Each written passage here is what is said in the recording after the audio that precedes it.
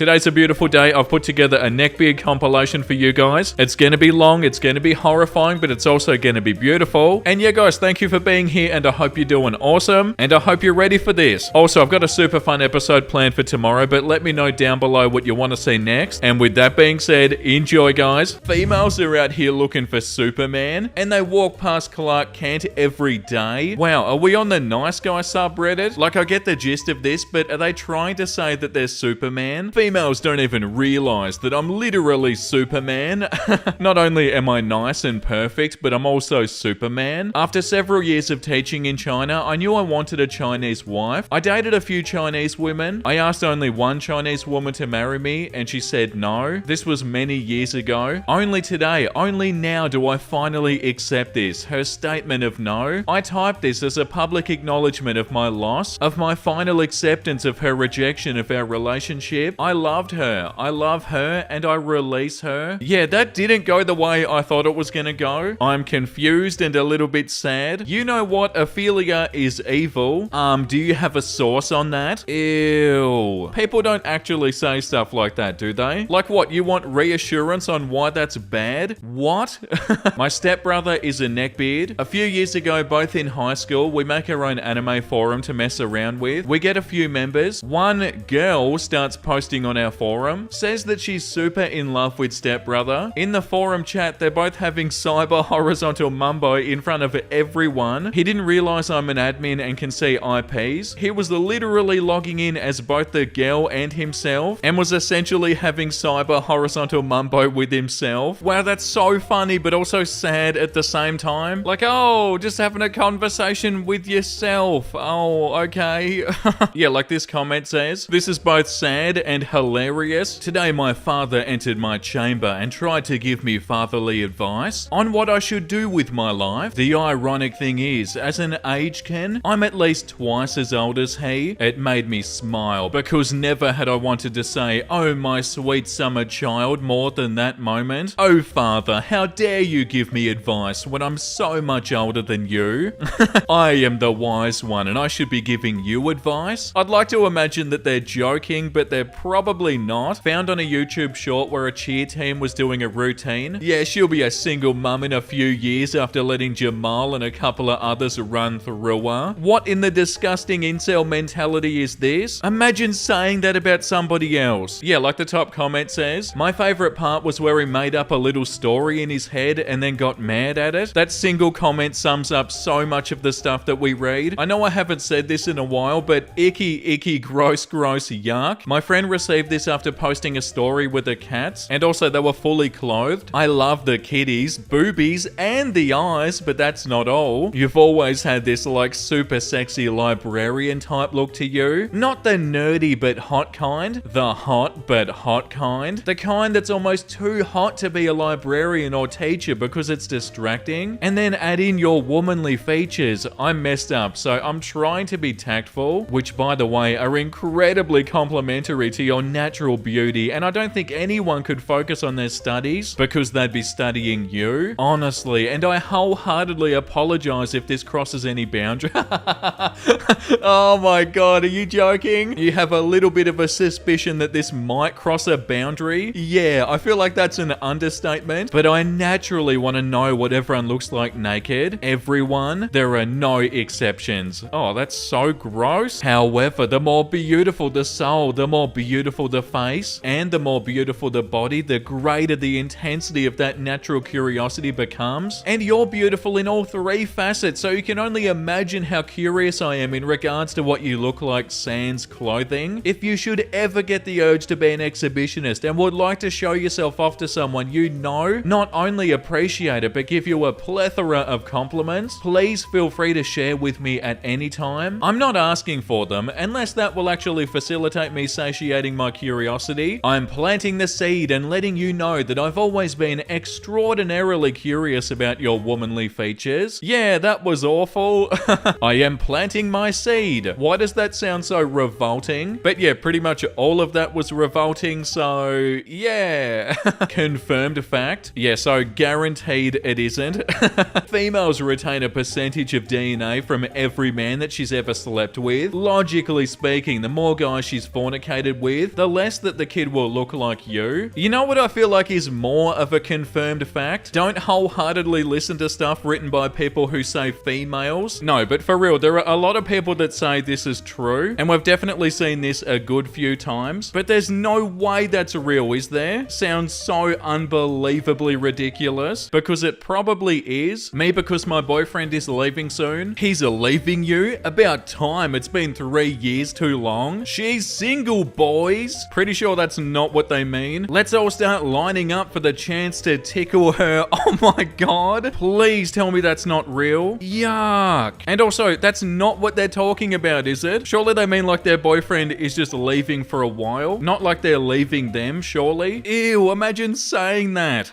It's so wrong on so many different levels. Water is wet, but really? And this is not just a physical thing either, but it's as though anime females are by design what females should aspire to. As a token example, let's say Officer Jenny. That sense of dutifulness. She's naturally helpful and kind to strangers. She cares about her appearance as a courtesy to others around her, but not in a vain way. Even in rejecting Brock, who is generally a huge creep in the series, she's really polite about it. I know it's silly to ask bio females to try to be an anime character. It's incredibly lofty and offensive to the entire construction of who they were at that point, but they're doing it wrong and they need to know it. It's good to aspire, and I don't know why mostly it's only nerdy libertarian men that aren't offended by this concept. Men aren't offended that jack dudes exist and occupy most of the superhero genre. Men aren't offended to aspire to something, but these are freaking females. They don't, because they've got massive big ding-dong energy, completely confident that their crap bodies in SJW live, laugh, love, dog yoga. Oh my god. Dog yoga personalities is what the world should revolve around, and all the freaking cucks just eat that crap up. That's the whole freaking economy right there. They don't know what's possible because they don't anime. It's because of cucks that don't watch anime and don't set standards that we're even in this mess. Yeah, wow, they're awfully passionate about this. Yeah, like this comment says, I feel like the echo chambers within the internet are really gonna solidify this dude's way of thinking. He needs to touch some grass and stop getting absorbed into these forums, lol. Yeah, that's such a good point. Like the incel forums and stuff, I feel like if you spend enough time there, your views on stuff are probably gonna change. And the incel forums in particular, because they're all so angry, it creates more people that are angry and more people that hate women and just everybody. So yeah, I feel like this is really good advice. Hard to swallow pills. If you can afford Magic the Gathering, you can afford soap. Yeah, wow, that's so true. I'm assuming Magic the Gathering is pretty similar to Pokemon in the sense that they're really expensive. I always get super excited about buying a Pokemon booster box, but then it's like, oh, they're $200 and it's cardboard. Oh god, what's going on here? Bronies and Pegasus sisters united. It looks as though I'm in for a fun evening. What? Ew. The top comment says, sometimes I envy the illiterate. I shouldn't laugh, but that's so funny. Just remember, if there aren't enough holes, keep a knife nearby to make more. I'm so uncomfortable. What is this? Gotta put those openings to work, right? Might have to remove some teeth. What? How is this even something that exists? Are you joking? How are you allowed to comment stuff like that? And the comments probably get worse than this. Why I'm single. Brown, I play too much video games. Green, addicted to technologies. Red, boring AF. Wow, I love how they made that one bigger. Orange, I'm cute but I'm not wanted. Or blue, I'm too nice to girls. Oh yeah, that's what it is.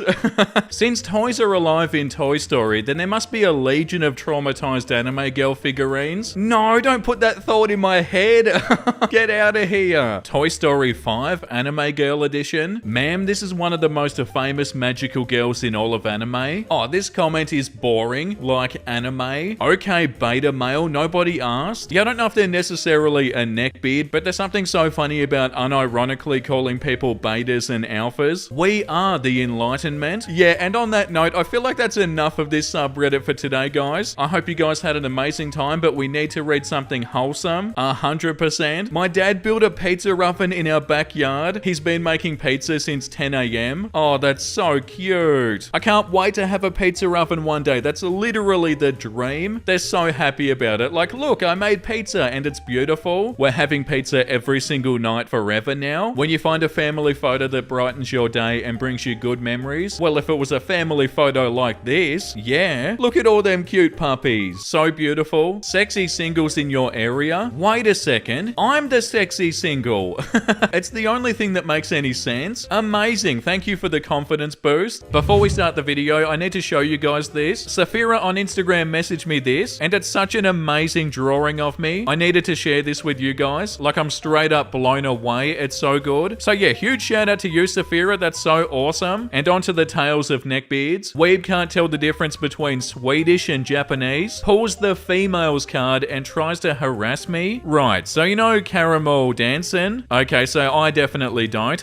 I'm so bad at pronouncing things. I'm sorry, guys. Despite what you might think based on it being frequently played alongside anime characters, the song is actually sung in Swedish. This is important information for this story. I was recently at a comic game store that I frequent, and I ran into this guy who didn't look any older than 30. He was a bit heavy but not obese, and he didn't really have any facial hair besides some 5 o'clock shadow. Basically, he didn't look like your typical neckbeard, so I didn't suspect anything. We notice each other's Pokemon shirts and we start chatting. After some talking, the conversation eventually shifts to Japanese music, which I admit not knowing much about since I'm not much of an anime person. He says that Caramel Dancin' is his favorite anime song, but it frustrates him because, quote, I'm pretty fluent in Japanese and I still can't understand a word they're saying, probably because their voices are so high pitched. I break it to him that the song isn't Japanese but rather Swedish, and it's like flipping a switch. He goes from abiel and chill to raging weeb in an instant. He says in a really aloof tone that he understands why I'd have trouble telling the difference since I'm not an otaku. He then goes on to attempt to prove his point by saying that if it isn't Japanese, it wouldn't be so heavily associated with anime girls. I guess in his mind he thinks this is a logical argument. One of the few lines from the song that I actually have memorized in English is so and so, which translates to do as we do. I explain this to him and he refuses to believe it, instead accusing me of making it up to sound intelligent. The real icing on the cake was when he told me that that was to be expected from a female. You put random words together and call them facts to feel better about yourselves when you know that you're intellectually inferior. At this point, I'm done with his BS, so I just walk away from him. At first, he followed me around the store trying to continue the argument, but luckily an employee caught him and scared him off. I told the employee what happened and he says, yeah, we get lots of those people in here. Not much we can do about that. So from now on, I think I won't talk to other shoppers when I go there. Yeah, how unfortunate, all because of one bad neckbeard experience. How funny would it be if they went home and they googled the song and they're like, oh, it actually is in Swedish. It turns out I was super rude and mean and made a huge deal about nothing. But yeah, that'd probably never happen. And also, guys generalizing women and saying stuff like they did is such a red flag. Well, like when anybody generalizes anybody else and is like, oh, all women are just silly and they make stuff up, or all men are just silly and they make stuff up. I feel like that's a giant red flag because obviously the problem is them, not every woman in the world. I got hit on by a neckbeard waiting to go into the ER. Okay, I'm gonna keep this as brief as I can and explain what I remembered because I was in so much pain. I called for an ambulance due to the fact that my entire spine and throat were in pain, and they brought me into the ER and signed me in and such. And holy, the pain I was in had me in tears. Until they had a temp room ready for me, I had to wait in a wheelchair in the lobby. It luckily didn't take forever, about 35 minutes to an hour. However, I was in so much pain that I was curled into a ball with a blanket, crying quietly from how much pain I was in. Towards the end, I see through my teared eyes a fedora, a trench coat, a bleach shirt and cargos. Luckily, no smell and an attempt of a beard. I know I'm a trans male and mine isn't filled in yet, but God, mine was more impressive. He knelt by my chair and tilted his head and asked, why are you crying, my lady? Oh God, no. Did I forget to mention I'm growing my hair out to try a Norse hairstyle? In as clear of a voice I could muster, I corrected him. I'm sorry, but I'm actually a male, and offered my wristband. It had my legal name I chose for myself and they put M instead of F. I asked and they said they have connections to my records and know that I'm pre-operation, so they weren't worried about putting M. The neckbeard looked my band over and shook his head and took my goddamn hand and kissed it, saying the following, I know you're truly a beautiful female deep down, my lady. Let a true gentleman comfort you. I was disgusted and in shock at this. Luckily, this has a happy ending. A male nurse came by and grabbed my chair and said, starting at the neckbeard, we got your room ready for you, sir. Neckbeard looked so angry as he stood up, red in the face. Before he could even start on his transphobic and sexist speech, I was rushed to a room and then got a private one. I'm still here, but my stay's been pleasant. Neckbeard just made me feel more painful than I already did. Yeah, that's so awful. I know you're truly a beautiful female deep down, my lady. Like, what did they think you were gonna say to this? Yeah, so good that you got out of there. Not a fun situation. Neckbeard coworker tries to propose to me via Instagram. Okay, so this happened a few days ago, and I'm still at a loss of words at his rudeness, but I guess it might be an interesting story to tell here. So since about a year, I've been working my first job at a design company, and there was this one guy, a programmer, who had, let's just call it, a reputation. During the first week at my job, the other designers in my team already told stories about him. Stories about how he'd follow my female co-workers when they'd leave work, because they had the same way home anyways. He wouldn't just randomly log out at the same time as said co-workers, but would also often run after them to catch up to them if they managed to leave without him noticing immediately. My direct supervisor even told me how he complained at her on Instagram for dating an attractive man and somehow therefore being shallow. They told me how he was creepy, smelly, and overall disgusting, and honestly, I believe that they were just bullying him because no one could actually be that creepy, right? Wrong. The guy, let's call him Stinkbeard, was on holiday for the first weeks when I started working there, but when he came back, it immediately became clear that my co-workers were not making up stories. One day I came to work and the entire floor smelled weird, as if somebody had spilt yogurt onto a heater and just left it there for the weekend. When I asked my co-workers about it, they just laughed and said, well, that's just Stinkbeard. His smell was even worse when you got up close and would pretty much bring tears to my eyes every time he had to come into my office to fix the Wi-Fi or some other BS. Over the year, I got to know him and his antics a bit better. He would always wear the exact same clothes, same jacket, same ripped up pants, and same Deadpool shirt. No matter how cold or hot it was outside, he was the only one to work in a room on his own because no one could put up with his smell. He would go after every single woman at the company except for our CEO's girlfriend, which might be a reason why he wasn't fired earlier, and after a while it was my turn. Now, I do stand out a bit from my other female co-workers due to the fact that I have a very underdeveloped body, and I look a lot younger than I actually am. I'm 22, but I look 17. This apparently was some sort of a turn on for the guy because immediately, oh, gross. Because immediately after finding me on Instagram, he started telling me how cute I was and that I looked like his favorite lolly and blah blah blah. That could be the biggest red flag in the world. I didn't block him then because I'm always kind of scared of being mean to people, and he was still working in the room next to me. And yeah, I didn't want him to confront me about it in person. When he first tried awkwardly flirting with me, I immediately told him that I wouldn't ever date him because I'm philophobic and thus absolutely not interested. Still, I kind of tried to help him since I was feeling bad for him. I told him how to better approach women, how he should definitely stay away from those already in a relationship, and how he should consider washing his clothes and himself more often. He never really took that advice to heart, at least not the washing part, but at least he stopped trying to follow me home. Now, a few weeks ago, our boss finally decided that enough was enough and he fired him. I don't know how it is in other countries, but over here, when you're fired, you are still employed for about a month-ish or so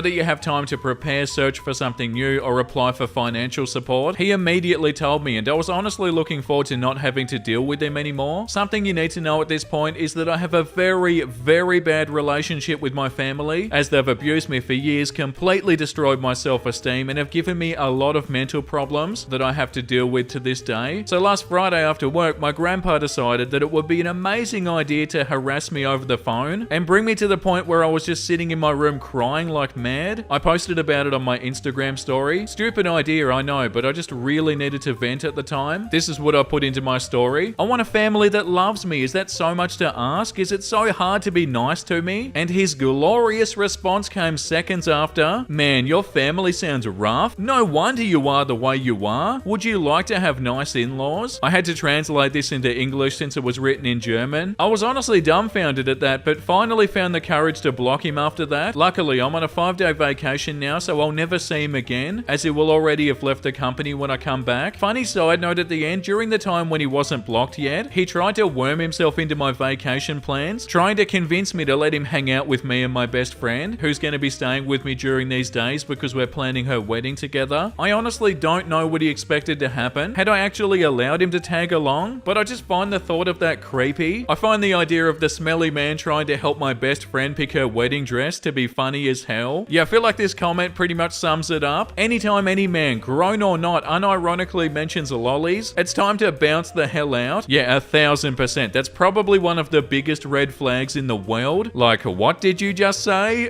And also, I like your description of the yogurt on the heater. I can sort of imagine how that smells. Here's the best comments and DMs I've received from Neckbeards over the years. Your pale skin is so kawaii. I have a form of albinism. You would be so pretty in Japan. Nuzzles. Hey cutie. No.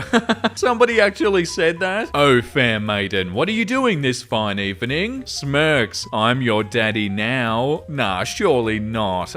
Call me senpai. Your voice is so kawaii. Could you send a clip of you moaning my name? Or senpai? I have a very tiny voice. Be my goth lolly. How much for nudes? And none of the pictures I posted were NSFW. This is why I never post pictures online anymore. I was about to say, I can't believe somebody said, oh, fair maiden, what are you doing this fine evening? But I can't believe people said any of these. Like, I'm sure all of these did happen. We make Neckbeard videos all the time, so I definitely know that people do stuff like this. But yeah, at the same time, it seems so unbelievable. Female Warhammer player demolishes Neckbeard. My ladies and my gents. Off the recent success of seeing my stories appear on YouTube, I recently was told of another Warhammer Neckbeard incident. Brace yourself and get ready to cringe. This was at a game store during the doldrums of 7th edition Warhammer 40k. For those not in the loop, 7th edition was the previous edition of 40k compared to 8. This GW had the usually motley assortment of nerds and neckbeards, but unbelievably had a rare female player who had an even rarer Sisters of Battle army. For those unaware, Sisters of Battle are a group of orders of warrior nuns called Nuns with Guns by nerds and Bolter Bee Archers by neckbeards. Why are they rare? They're expensive to say the least. Anyways, this store had a good manager who tried to make his store a welcoming place, although his employees made less of an effort. The lady player, who we'll call Ray because screw it, usually only played when the manager was in, because this neckbeard, who we'll call Tony, would often leer at her and make sexist cringy jokes when the other employees were in. He often wanted to play her with his Dark Elder, and she would say no, getting grumbling in return. The other nerds were nice enough to her, although you could tell a lot of them would love to get in her pants. Such gestures like, oh, you can use this color of paint since you don't have it. Oh, go ahead and re-roll that awful roll. I want to make sure you're having fun too, and so on. Finally, one day when the manager was off, Tony challenges Ray again, and Ray finally accepted. She told my friend that she'd been studying Dark Elder tactics and was ready to play him. Tony's eyes were lit with a hunger when she finally accepted. Ray's models were beautiful. Sisters of Battle models are older sculpts, but she did a great job on them. Tony's models were not. Slathered on paint, mold lines, the works. GW made this controversial model called Dark Elder Prisoners, which were nearly naked Sisters of Battle prisoners to put on Dark Elder barges. They're no longer for sale, thankfully. Tony gleefully told her that he recasted this model 10 times to put on his Dark Elder barges, and on top of that, he'd bought female prisoner models from third-party manufacturers and painted them as preparation for this showdown. Naked, tortured women everywhere. There was no way in hell the manager would allow this if he was in. The people watching this match were not thrilled either. Dude, that's not cool. Tony only sneers and spews sexist garbage. The GW employee's busy with other customers during this, and Ray has a determined look in her eyes. She's gonna crush them. The game begins. Dark Elder are meant to be a hit and run army. Kira deploys her sisters in a way that the most enticing units are up front. Tony takes the bait and simply charges up the field, trying to get at the sisters. He's not rolling well, and when Ray's turn comes around, she kills quite a few Dark Elder models. Tony starts shrieking and demanding that she allow him to put models back on. Ray refuses, and Tony just pouts and takes another ineffective turn. He's not playing Dark Elder well at all. Since Ray studied how to beat Dark Elder, she knows what units to attack and where. The Dark Elder naked models and all are getting pummeled. Tony is in tears at this point, and the other Warhammer players are either laughing or looking over to see what's going on. It's round 3, and Tony needs to get some major kills in at this point. He doesn't. He's in the rumble stage of a hissy fit. Ray smiles calmly as her turn begins, and using her sisters with melters, heavy anti-tank weapons, blows up the last of the Dark Elder barges. Tony lunges over the table as much as his gut allows. Ray reels backwards thinking he's gonna attack her. Tony grabs his barges, throws them on the ground, and screeches as he stomps on them. He doesn't go ree like 4chan would have you believe, more like an ah. One store employee grabbed him by his sweaty collar and dragged him out the door, while the other sweeps up his models, stopping to look shocked at the obscene naked models and puts them into Tony's cases, and then follows. Tony just stands outside having a meltdown and then runs forward, aims his foot at the door. He's aiming for the glass, but his foot connected with the steel frame with a loud thump. Ray and others laugh as he clutches his foot in pain screen and then limps back to his car. It was the last time Ray was at that store, and I do not blame her. Wow, that was so fun to read. Everything we read was so fun today. That was a really good episode, guys. I feel like we should read something wholesome though. We rushed our dog to the emergency 24-hour vet after a day at the beach because she was acting skittish about her tail. Was it broken?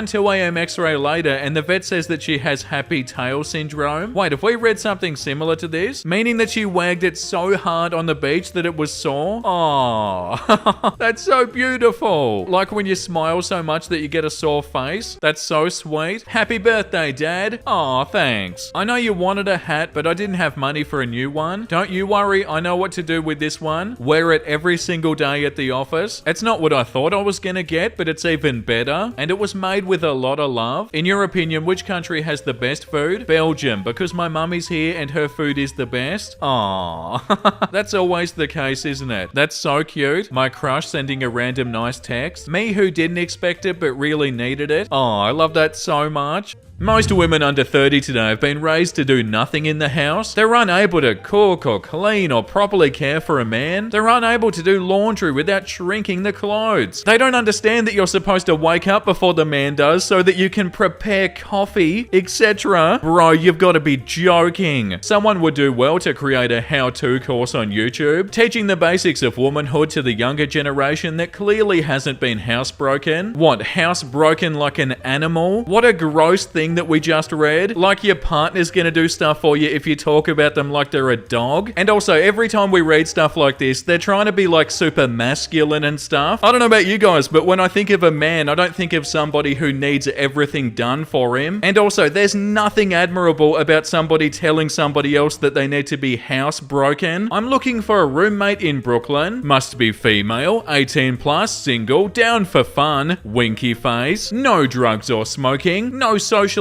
political views, and also no previous boyfriend. So you want somebody who's down for fun, but has had no previous boyfriends? Yeah, like the top comment says. Anyone who is so down for fun, although they still surely would not respond to such an advert. They're looking for women without sexual experience who would jump to have casual horizontal mumbo with a faceless person on the internet with no preamble. Damn, what are these people high on? Yeah, and that's only one thing wrong with this. The optimal gamer setup, 20 gallons of Mountain Dew, an automatic food dispenser and feeder, 30 days of supplies of Hot Pockets made in USA, a fan made in China, an automatic insulin shot 6 months supply made in USA. PC is placed here to keep the legs warm. Oh god, I didn't even realize they weren't wearing pants. Oh god, no. Yeah, 100% blurring this out. An industrial strength toilet seat rated for £1,000 with a built-in bidet and dryer made in the USA. Oh my god, a you-know-what-a-later and a urine receptor made in Germany. Flip-flops made in China. Yeah, that started off kind of funny but got progressively more gross. I am a Japanese woman and I'll tell you exactly why you're not happy. You Western white women have abandoned your role and place and allowed a toxic and dishonest movement to manipulate you and turn you into a man-hating monster that sees yourself as a man's equivalent. Even though you can't even function in society without a plethora of safety nets under you. You protest things like being told that you're pretty by men. You lie and you say male privilege when men have none and we have it all. You white women are the most coddled and privileged humans on this earth. Shame on all of you for creating such a toxic Western environment and for not honoring the sacrifices that men make historically and currently. Yeah, something tells me a woman didn't write this. Yeah, like this comment says, I am an expert in linguistics and East Asian culture and I'll tell you, this is exactly how people who speak English as a second language talk. Yeah, doesn't make a lot of sense, does it? Nintendo women versus PlayStation women. So fictional women versus fictional women. And also, what's the point of this? Oh no, you made a video game character that's even remotely realistic? No, I will not accept this. The complaining about women's appearance in video games is so weird. And also, everybody in the comments is saying this is not a good representation and they're completely cherry picking. Just me, or number one, blonde blonde white girls. Number 2, brunette white girls. Number 3, light-skinned Latina girls. Number 4, regular Latina girls. 5, Asian girls. 6, black girls. 7, guys. 8, brown girls. Oh yeah, let me just rank women. That's cool, isn't it?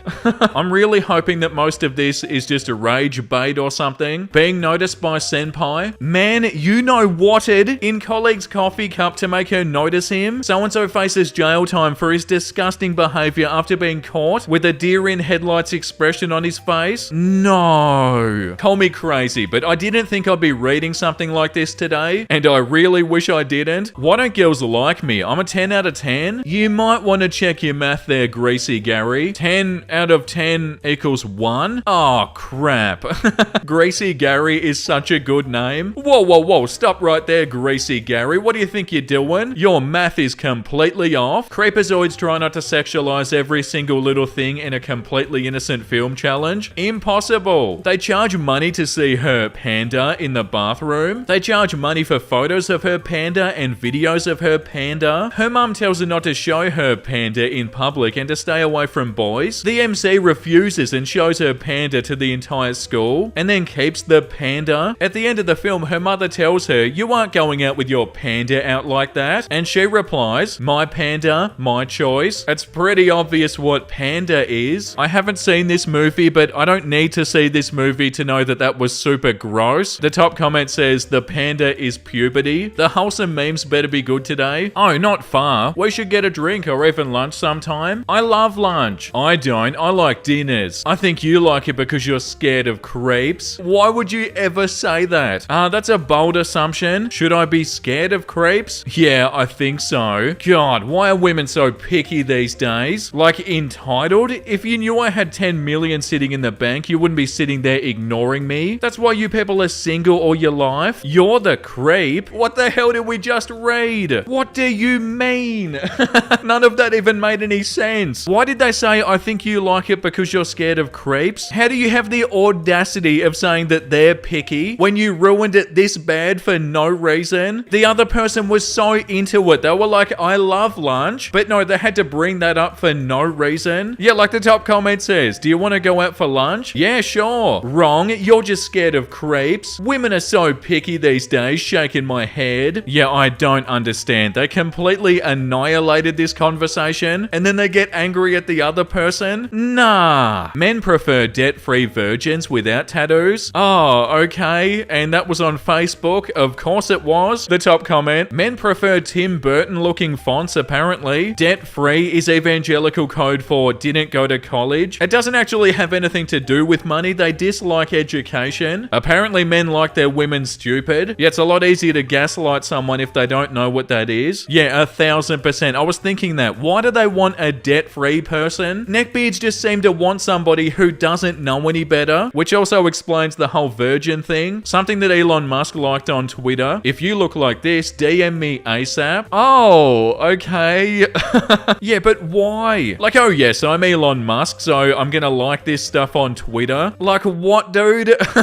Neckbeards, those alphabet people have such thin skin. Why can't they stop getting mad over such useless things? Neckbeard when their favorite show features any kind of queer acknowledgement. Yeah, 1000%. It's so bad. This comment is so good. Why do neckbeards have to ruin so many good things? Like for real, it's all excellent in normal doses, but they make it their whole identity. Cheetos are delicious, Mountain Dew is solid, and Harry Potter D&D and games are all great. Yeah, I think about that every single time I'm on this subreddit, but also at the same time, if eating Cheetos and drinking Mountain Dew makes me a neckbeard, then I'm a neckbeard. No, I'm definitely not a neckbeard, but there are just so many things that are associated with them. Some of them good. I'm watching one episode of My Favorite Girl, but I can't finish it because I start you-know-whatting every time in this scene. No. Well, I'm so sorry that we read this. What an absolute mistake reading this was. So, give me the details. Spill the tea. You leave me no choice. I guess I'm gonna have to riz you up. It's over 9,000. My riz level. May I see your panties? Yo ho ho ho ho. You're hotter than the Matarasu. I'm so bad at pronouncing stuff. Call me All Might because I want to Texas smash. Levi in the streets. Titan in the sheets. Oh, okay. I feel bad, but at the same time, I definitely definitely shouldn't. But yeah, I feel like the other person is not going to be responding. No, I changed my mind. I don't feel bad. They were the ones who sent all of this. And yeah, I feel like it's pretty obvious that that's not a good idea. The fact that there will be billions of women who look like the left this century and only a few million who look like the right should radicalize you beyond measure. What in the revolting post is this? Oh, guys, why have the posts been disgusting today? I was ready for a fun neckbeard video. What is this? According to the map, the kitchen's that way. Yeah, it's a really good time to read something wholesome, guys. This post was the icing on the cake of revoltingness. Android 7.1, Android 8.0, Android 9.0, Android 11, the return of the king. Oh yeah, that's awesome. The original turtle is so much better than the other two. Not to be rude to the other turtles, but that's so cute. I got hearing aids today and I cried because my cat purred. I, 31 female, began to lose my hearing about 10 years ago when I was in the military. My husband and I got a cat about 5 years ago. I've never owned a cat before, so I had no idea what kind of noises they made besides meow. So I had no context on what to expect when I heard my cat purr for the first time today. I was laying in bed and he jumped up next to me and snuggled into my armpit. I started to feel him vibrate like he always does, and then I heard it. I was so scared at first. I didn't understand what the sound was, and then it clicked. Purring isn't just vibrating, it's a sound, and I can hear it. My cat's wandered off now, but I keep bursting into tears just thinking about his purr. I've never heard a cat purr before, and it's so sweet. There's this ethereal quality to it I can't even describe. It has this rhythmic pattern to it. It's all nasally, but low and fluttery. My husband and kids are sleeping, and I don't want to wake them up, but I'm going to tell them this in the morning. I just wanted to share this joy I'm feeling with someone now. Oh my god, the neckbeard posts were so bad, but the wholesome memes are bloody beautiful. That's so lovely. I have no idea who this person is, but I'm so happy for him. Woman with Down syndrome rejected at every job interview, turned her baking hobby into a successful business. She now employs other people with disabilities. Wow, good on him. That's so awesome. Wow, these are really good wholesome memes. Thank you for changing my life. I'm literally you. I know, thanks for not giving up. Oh, that's so good too. Yeah, it gets hard, but you should be so proud of yourself. The first one we're going to read is called Barnes & Noble Beard. One day I decided to take my grandmother out for a coffee at the local Barnes & Noble. She's a total sweetheart and always finds the best in people. So we order our coffee and we take a seat at a small table as our drinks are being made. Grandma proceeds to ask me what my plans are for the weekend, and I answer with how I'm going to probably just stay home and read some comics. That's when I hear a sort of snort laugh coming from the table across from us. I look over to find a 200-pounder acne-riddled man dripping of sweat, peering over a stack of new 52 Superman comic hardbacks, intensely staring at us. I turn back and I continue the conversation with my grandma. A minute later, the barista calls our names for the order, and grandma quickly hops up to go grab the drinks before I can. As grandma leaves, I can now feel Noble Beard intensely staring at me. He loudly clears his throat. Excuse me, but girls don't actually read comics, he proclaims. I ignore him, pulling out my phone in hopes that he'll leave me alone when he sees I'm not playing along. About a minute later of this creep staring at me, grandma returns with the coffees, and as I reach for mine, that's when it happens. Oh my god, you have Green Lantern tattoos? Noble Beard loudly exclaims. Note, I have a couple of nerdy tattoos on my arms, but you can't always tell what they are. I feel my face go white, and I quickly start sipping my coffee, just trying to focus on anything but him. Grandma's confused and whispers, "You're being rude, why don't you answer him?" But before I can answer her, Noble Beard lumbers over carrying his stack of books, pulls up a chair and plops his sweaty butt down with us. He then proceeds to introduce himself. I'm Noble Beard, and I'm sorry for what I said to you earlier. It's just that most pretty females don't read comics. They just look at the pictures. Do you like Superman? Before I can even answer, he starts telling me about how much he loves soups. I don't know if that's how you say that, by the way, and how they're so similar, but his favorite character is Martha Kent. Please keep in mind, my poor grandmother is just sitting there in confused silence. Martha's the best part though. She has no trouble putting Clark in his place when he needs to be taught a tough lesson. Warning here, what follows is one of the most painful things I've ever endured. Noble Beard then decides he's gonna act out his favorite scene from a Superman comic. He gets up and loudly starts talking in a terrible female voice, in a Martha voice. Clark Joseph Kent, did you eat your peas? No, Ma, I hate peas. Noble Beard then grabs his own ear and tugs on it. Young man, you eat your peas? Okay, Ma, I'll eat them. The entire cafe is now staring at this lunatic. Noble Beard takes a breath and then, no joke, takes a a bow? Oh my god, that's amazing. At this point, I've had it. I look over to my grandma, who looks like she's about to die of secondhand embarrassment. I grab the coffees and stood up. Grandma does the same. And without a word, we push past Noblebeard and start speed walking for the exit. Noblebeard tries to follow along, but he's too slow. As we reach the exit, I hear him yell, "Wait, I didn't get your name or number." My grandma and I get into her car and quickly drive away. We never talked about what happened, and I haven't been back to that Barnes & Noble since. Wow, that was such a good story to start with. Like, it was just embarrassing and cringy. It wasn't really that bad, but they're the best types of neckbeards. The ones that are super cringy and embarrassing, but that's about it. Neckbeard harasses male cosplayer. This happened to a friend that I met online, and I asked his permission to post this story. So my friend Jade, not his real name, is a cosplayer and has been doing it for a few years. I've seen some of his cosplay and he is pretty good. He's not a pro, but he loves to do it whenever he can. Jay's also been getting into a gender-bent cosplay, which is basically you dress as a gender-bent version of a character. For example, Jay would just be the male version of female characters. Also, he isn't a feminine-looking guy either, so Jay goes to attend a con in his city. It was decent size, so there are some stuff to do. He goes and cosplays as a male Harley Quinn. Now, he went for a non-lewd version, so Jay wasn't revealing anything. He walks around, and like for most cosplayers, he gets stopped by a few people to take pictures. It was all good until he met this one guy. Jay said that he was kind of a stereotypical neckbeard, but was missing some key features. The guy goes off on Jay. "What's with that costume? Who are you even supposed to be?" Jay, Harley Quinn? "Oh, but that's that female character. You need to dress like a man character." Jay began walking away from the guy, who began speaking louder and even insulting Jay. And during the day, Jay kept bumping into Neckbeard. Jay even saw him in the bathroom literally seconds after he walked in. He was starting to worry that he was getting followed, but there was a chance that it was a coincidence. Whenever Jay was stopped to take a picture, he would hear Neckbeard say some rude thing under his breath. Stuff along the lines of, "His costume isn't even accurate. He shouldn't even be cosplaying if he's not gonna put in the effort." People stared at Neckbeard and distanced themselves from him. Towards the early afternoon, Jay was able to lose sight of Neckbeard. Aside from seeing him every so often from a distance, Jay wasn't bothered by him for the rest of the con. Wow, just so unnecessarily rude. Like, "Oh, you shouldn't be wearing that. You should be wearing a man costume, and you didn't even try." The top comment says, "Dude was probably turned on by male Harley Quinn and it pissed him off." Yeah, to be honest, I wouldn't be surprised. Yeah, but why do people need to be like this? It doesn't even sound like the other person even talked to him pretty much. But no, they still need to be super rude for no reason. Neckbeards, specifically Asiaphiles, honestly make me hate myself. This has been bugging me for a while and I always wanted to talk about it with somebody, but I didn't really know where. Eventually, I simply decided to make a throwaway account on here, dump everything there, and then see what people thought and then move on. This may not be the right place to post this, so if that's the case, let me know. Obligatory warning, I'm not really used to Reddit, so please excuse any formatting mistakes. I'm on my computer and English isn't my first language. The title is basically a summary of what I'm gonna say. Perhaps Asiaphile isn't necessarily a very common phrase, but I'm referring to those neckbeardish people that think that Asian women are superior to any other women, based on outdated, ridiculous stereotypes like how they're small or naturally cute, quiet, docile, and obedient to men. I'm a 20-year-old Japanese woman living in a fairly international environment. I look and sound incredibly feminine. I'm 5'2". I usually don't wear that much makeup because I'm too lazy to, and I'm naturally small-chested. And as you can see, I speak and understand English quite fluently. Apparently that makes me a prime target for these kinds of people. I've been harassed by Asiaphiles for so long because of this. I feel like many can agree that fetishizing any group of people is bad, but I feel like this is an unpopular opinion, mainly because I've never seen an argument from an Asian person's perspective against fetishizing Asians in particular before. It's always a foreign person making a case against it and saying it's racist. End of story. Which is true, it is racist. It takes away all Asian people's complexity as people and replaces it with idealized stereotypes. But there's more that's wrong with fetishizing Asian people than just racism. Every time I get hit on by these people, every time I even hear someone talking about Asians in this way, even if it isn't directed at me, it makes me incredibly sick to my stomach. I sometimes wonder if that's all I am to people. This Asian caricature that's there to satisfy these people's fantasies. It's to the point that I realize I've even started to dislike my natural appearance greatly. I've noticed that I think very negatively about myself when I see my reflection. I used to be moderately satisfied with my appearance, and it was a great accomplishment for me as I'd overcome a dark self-loathing phase that took over much of my youth. But now I feel like I continue to look the way I do. All I'll do is serve as these people's fantasy. I started cutting my hair shorter and dyeing it in unnatural colors. I say it's because I want to, but it's more because it makes me unappealing to these people. I dress less feminine, I sometimes wear shoes that make me subtly taller. I've even considered altering some parts of my face or body surgically to escape this image. I even catch myself being rude to people that seem to fit the image of people who fetishize me in the past, because I don't want them to get the wrong idea and make advances. Maybe that one's my fault, I don't know. I suppose my case is quite extreme, but the fact is, this is how I feel. I feel disgusting. Is this an overreaction? Am I vain for assuming people are looking at me this way? Do other people also feel like this? I need to know. Wow, that's so sad. And I feel like you're not overreacting. I imagine a lot of people feel like this. And yeah, that's super gross that people even have to feel like this. My soon-to-be husband is a neckbeard. Okay, I know what you're thinking from the title. What did this poor girl get herself into? Well, I'll tell ya. I was listening to stories on YouTube and I heard the description of a neckbeard. I then came to the realization that my soon-to-be husband is a neckbeard, but not the creepy type. I know I've read a story like this, but I don't know if it's the same. He's almost every sense of the word neckbeard. Looks-wise, he has the full-on neckbeard. He's starting to come around to shaving more though. He dresses in button-up shirts, he wears a freaking fedora. He used to have a trench coat, but I bought him a leather jacket of which he now wears. Acne, which is getting better as we do weekly face masks together. The only thing looks-wise he isn't is fat, because well, he physically can't get fat. He has a medical condition of which he can't. He also doesn't smell bad, as he does take showers every other night. Personality-wise is the same as well. Socially awkward, can't pick up on social cues, and overly confident about things he shouldn't be. And yes, a lot of miladies, and shall we this, and shall we that. He's obsessed over My Little Pony. He plays Magic the Gathering and other card games, as well as a lot of video games. He also is crazy about all things anime and Japanese. However, despite all of this, I do in fact love him with all my heart. He treats me right, not in a pervy way like most, and I do like a lot of the stuff that he's into. I find him cute in his own dorkish way. We just kinda clicked when we met. He's also an amazing father, and I'm super excited to marry him next summer. Yes, I know it's not your typical neckbeard story, but when I realized I was marrying one, I lost my crap laughing. My soon-to-be husband asked me what was up, and I came out with between laughs. You're a neckbeard? He looked at me confused, so I explained the explanation of what that meant, and he looked at me and says, "Wow, I guess I am one," and we both continue laughing. Yeah, that's so beautiful. I love that so much. The very first neckbeard I've met tries to hook up with me at a Comic-Con while in cosplay. This is like my second time posting something on Reddit, so if I do make a mistake, please tell me and I'll say sorry in advance. Also, English is not my first language, and I apologize if I make annoying mistakes. This is going to be not that interesting maybe, but why not? I don't even know if it fits in the neckbeard stories, but some elements make me think so. So, it happened years ago. I was a 16-year-old girl in the biggest Comic-Con in my country. I always attended every year, and that time it was my first ever. There was an exhibition of one of my favorite animes and some events related to it. Because of that, I was cosplaying as one of the main characters from it. The anime I'm talking about is JoJo's Bizarre Adventure, which is quite popular now, but back then it wasn't as mainstream as it is now, and it was pretty uncommon to see a cosplayer of one of its characters. That said, some people were really happy to see me in that cosplay, and I was really happy to be recognized. And one of them is the neckbeard protagonist of this story. I was going to the exhibition I mentioned before, and on the way I met him. I was alone, since I was intended to meet my friends there. When he saw me, he screamed in joy and immediately reached me to ask for a picture. I was a bit weirded out, but I accepted. He looked greasy, had the trademark neckbeard, and looked at me strangely. I think he was in his 20s. He gave his phone to one of his friends that was with him to take the picture. He pulled me closer to him and grabbed my waist. I was so uncomfortable. Sometimes it happens to me to be bothered like this or even harassed while in cosplay, but that was my very first time. It's always disgusting and awful. And then he starts talking at me, asking me what my name was, how I knew JoJo and other stuff. Amazed that a beautiful girl like me watched anime and so on. He was really close to my face and I was feeling really uncomfortable, as you can imagine. Even scared because I was alone. Luckily, one of his friends, seeing how the situation was going, took him and went away with an excuse, looking at me with the most embarrassed face ever. By the way, he tried to ask me for my Facebook profile. I don't know why, but I was stupid enough to give him my real profile name. He didn't contact me, luckily. I just wanted to say that at cons like this, there are a lot of good people as well. The biggest part is kind and respectful, but sometimes you happen to find a guy like this neckbeard. During that con, I met a lot of wonderful people, and I'm still in contact with some of them. Just don't take it as a depiction of the whole fandom or community. Yeah, for every handful of good people, there's always a neckbeard. Okay, and on that note, I feel like we need to read something wholesome. Wait, let me rephrase that. I would really like to read some wholesome Wholesome memes. He needs those parts for his spaceship. He's going to outer space. Yeah, so I love a good dad joke, but even some dad jokes are so bad that they're not funny. But yeah, that's so beautiful. What are you doing with them, little fella? This party has a Roomba butler. Fanciest thing I've ever seen. Yeah, okay, so I always try to be optimistic, but having a plate of food on a Roomba seems like a terrible idea. Not only is it so low, so you could easily kick it over or it could easily fall off, but it's also on a vacuum cleaner. Yeah, I don't know, I feel like it's more trouble than it's worth. I bought this little monster $40 freaking worth of toys yesterday, and I walk in on a playing with a pocket thesaurus. I give up. Wow, that's so cute. That first photo is so beautiful. But yeah, that's so true. Jin has so many different toys, but he only really cares about this one little green bowl.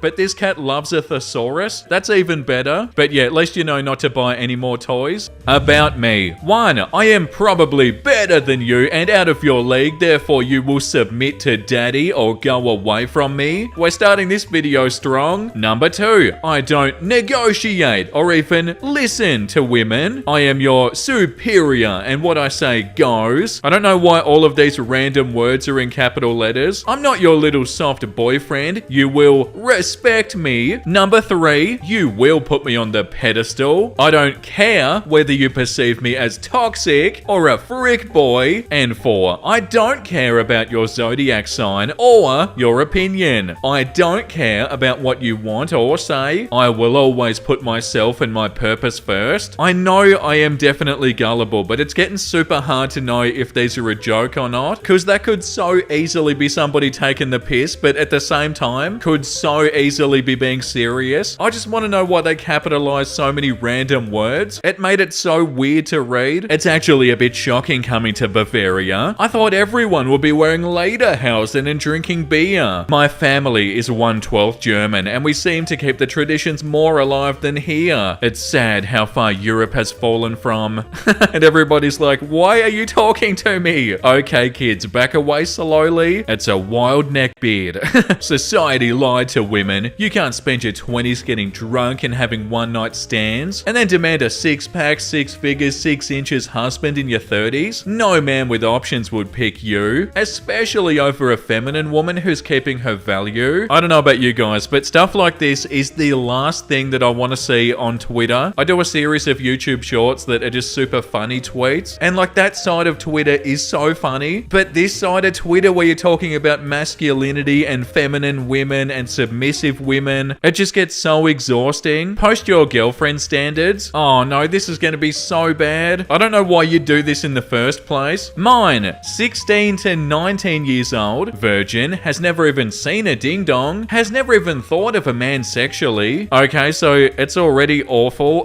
170 to 175 centimeters tall, small medium boobs, wide hips, feminine fat distribution, very little muscle mass, either strawberry blonde with blue eyes or light brown hair with green eyes, wavy hair ideally, porcelain white skin with rosy cheeks, and also visible veins, takes care of her body but doesn't mind eating more during special occasions and gaining a few pounds after pregnancy. And it's getting worse. Hobbies and interests are cute and feminine, like cooking and baking and sewing, embroidery, reading, playing classical instruments like piano, violin, and flute, not a violin flute, singing, gardening, flower arranging, bird watching, stargazing, traditional archery, airgun, rimfire target shooting. Okay, wasn't expecting that. Dresses in a cute and feminine way, dresses with lace and pastel colors and white, traditional European inspired styles, dresses always below knee high, might wear some clothes with more skin exposed in presence of me and close family or friends, wears pantyhose or stockings most of the time, never wears pants or sneakers outside of athletic activities, uses cute and tasteful jewelry gifted by me all the time, doesn't work, doesn't drive, doesn't curse, doesn't smoke, doesn't drink outside of a cup of wine with meals or champagne, doesn't talk to strangers, doesn't have male friends, doesn't have strong opinions of her own, no political opinions except being pro-family, devout Roman Catholic, wants kids, doesn't take the pill, always begging to get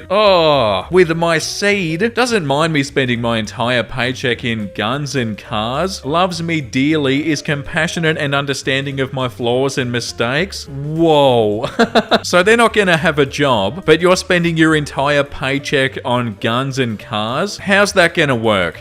Sorry, I know that's not the part I should be focused on. There's a lot that's worse about this. Never forget that every woman has to fight their natural inclination of being a you-know-what every day of their lives. Oh yeah, that's a real healthy attitude, buddy.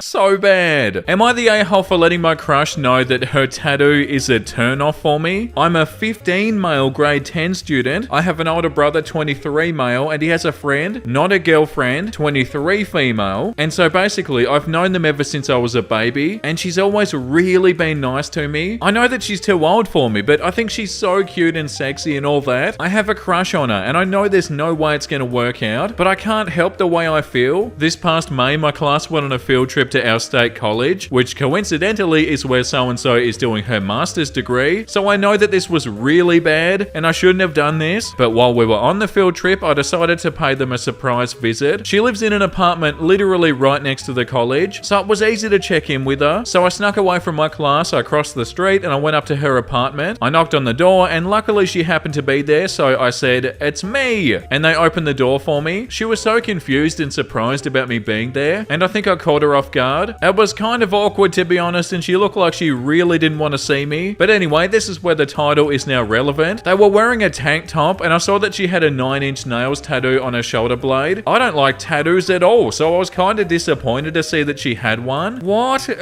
So before I left, I accidentally ran my mouth, and I told her that her tattoo is a real turn-off. These were my exact words. They just got really offended, and she let me know that she didn't get that tattoo to turn anybody on. And they also told me that it's super inappropriate for a little kid like me, yeah, she actually called me a little kid, to tell her about turn-ons and turn-offs. She told me to get back to my class at the college before I get in trouble. So my visit to her apartment went so much worse than I wanted it to go. Oh god. It does sound like they realized that that was a really bad idea. So yeah, hopefully they'll just learn from this. Me scrolling the nice guy subreddit. If girls were attracted to a-holes, they'd date you, bro. Yeah, it's so backwards, isn't it? They'll be saying the rudest and most insulting stuff, and then they'll be like, oh, women only go for guys that are super mean. Right after they were super mean, all females are you-know-what. Then how come you're still a virgin? Yeah, pretty much the one that we just read. A lot of the nice guy logic that we read completely contradicts other stuff that they've said. Asian women are what women are supposed to be like. Feminine, sensual, humble, confident in their own way, and non-vulgar. Not like American woman, especially some cultures in particular. What, so every single Asian woman is non-vulgar, feminine, sensual, and humble? It's scary how many likes that comment has. The attention to detail in the new Spider-Verse film is top-notch. You can tell Miles is Afro-Latino by the simple cultural aspects that he does, and you can tell that Gwen is white because she has her shoes on people's bed. If I were Miles, I'd take a huge sniff of where she was sitting. Whoa, that's a weird comment. Okay. No way, the anime girl Mustang. And the number plate says senpai. Yeah, each to their own, I suppose. Like, it's definitely not going to be everybody's cup of tea, but yeah, it's definitely a personal choice. So if they like it, then it's fine, I suppose. I love these edits so much. Now we have Monster Energy Mustard. So they've got some chips in the background. Not gonna lie, I'd 100% try this, but it would be straight up revolting. Energy drinks are one of those things that are way too sweet and taste sort of weird, and you just drink them and then forget about it. Like, I feel like they don't have a flavor that you desire, or a flavor that would taste good on food. But yeah, I really do wish it was real. Is it possible to ask your female friend to have a casual horizontal mumbo? The way they worded this is so funny. One horizontal mumbo, please. Man, this is gonna end up bad. Yeah, let us check back in a week or two. Next week on Today I F'd Up. How do you open? You look like you've held one of those before. Realistically, I would just use a generic opener such as, well, hello there, Little Red Riding Hood, delivered in my late night FM DJ voice. It makes girls feel all melty inside. Oh my god, that's so funny. Delivered in my late night FM DJ voice. Hey, prepare to feel all melty inside. I don't even care if they're joking or not. This is so funny. And yeah, on that note, I feel like that's enough for today, guys. I've also pretty much read every post on here. It'll be nice to read something wholesome. Oh my god, one of my potatoes hatched. Aw, little bunny came out of the potato. That's so cute. Herbert the vacuum seems a little dramatic. Herbert requires your attention. Herbert is stuck near a cliff. Yeah, come on, Herbert, you drama queen. Oh no, I can't finish the floor. I'm stuck on the edge of a cliff. He knew that it was time for a bath and decided to camouflage himself to hide. Oh, but it didn't quite work.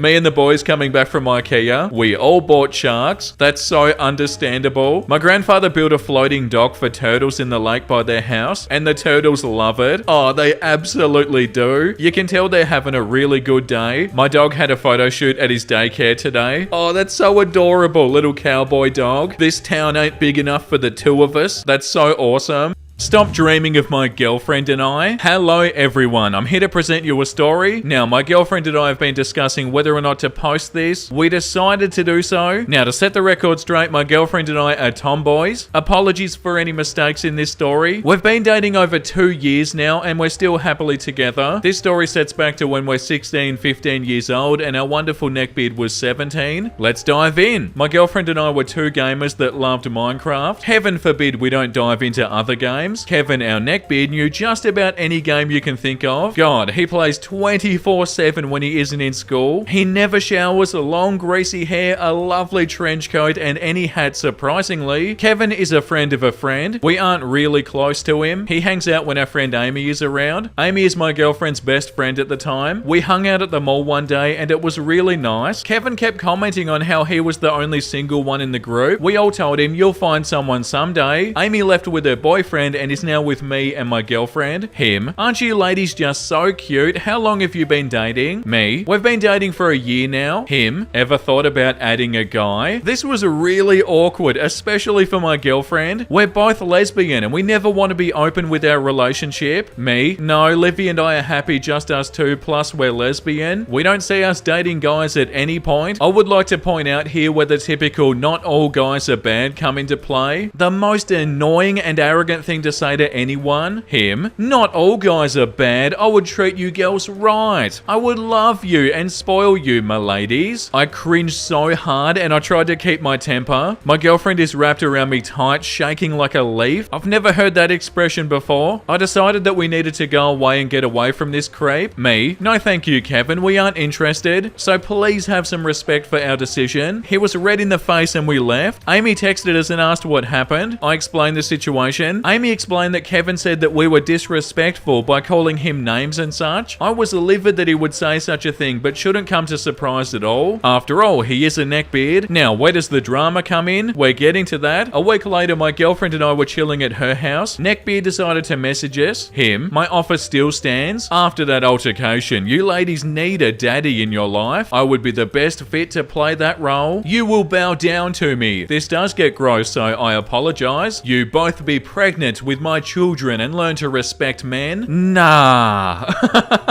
Surely not. How dare you message us that sickening message? I will not bow down to you or anyone else. I don't need a man in my life, or you for that fact. I'm happy with my girlfriend and I will make sure to report this to the police and the school. I don't want you messaging us again. So we blocked him off everything. He did get reported to the school and wasn't allowed to be near us. It could have been worse as we were still going to be his friend. I'm glad we didn't. We never heard from him again and we never saw him in school. To say the least, I hope he grows from this. One can only hope. Wow, saying that you're both going to be pregnant with their children? That's not something you should ever say to somebody. Neckbeard jokes about kicking my ass and then tries to kiss me. The other night I was feeling so bored that I decided to go out to a local club that wasn't far from my student flat. After having a couple of light drinks, I walked around between the rooms to see which one I wanted to dance in. This club had 3 different rooms, each playing a different genre of music, which is great when a song comes on you don't like. Anyway, as I was milling about, I noticed some girls I'd been friends with since the first year of university, where we'd all shared a flat with a couple of other guys. I'd also been to one of the girls' birthdays a couple of weeks prior, so naturally I went over to say hi. They seemed really happy to see me and they asked me how I was and even offered me a shot of vodka and asked me if I wanted to join them. Now, my friends weren't there alone, being with several guys and another girl. From what I gathered, they and some other classmates had planned a little event together, but no one seemed you mind if I joined? So we did dance for a while together, chatted, and I even bought my friend some drinks to say thank you for the vodka and for having me. Anyway, as we're dancing, I noticed that one of the guys keeps glancing at me a little bit skeptically. As I've never met him before this, I figured that he's just wondering why I'm here, since I hadn't initially been part of their group. Fair enough, right? So I casually explain how I knew the girls. He seems to relax and then says, "Oh, that's alright then. I thought I might have to step in on you. I'm here to stop any creeps." He tries to act super tough while saying this, despite being the human equivalent of a chihuahua. Seriously, I'm a guy with arms built like pencils, never done any hard drugs, and who would rather be playing Warhammer than going to the gym. And I wasn't scared of him in the slightest. God knows that he would be as useful as a gelatin pickaxe if someone in the least bit intimidating actually showed an interest in harming him or one of my friends. I initially chalked this up to him maybe having a bit too much to drink and or wanting to sound impressive, so I didn't mind. Until about 20 minutes later, a couple of members of the group had decided to call it quits for the night, including the human chihuahua. He, without any explanation, tries to kiss me. I hold up my hand to ward him off, looking confused and shaking my head. To any normal person, this is a clear cue that I do not want them any closer. "Oh, come on, just let me kiss you." Disgusted, I once again tell him no, although a little bit more firmly. Luckily this time he actually takes a hint, although I'm fairly certain that if he had continued, security would have stepped in, as there was a bouncer watching this less than 10 feet away. I have no idea why he thought it was acceptable to try and kiss me, and then to try again when I told him no. If I had to guess, I imagine he thought something along the lines of, well, this guy lived with girls for a year and still isn't trying to sleep or even flirt with them. He must be gay. So obviously, he won't mind me trying to slap my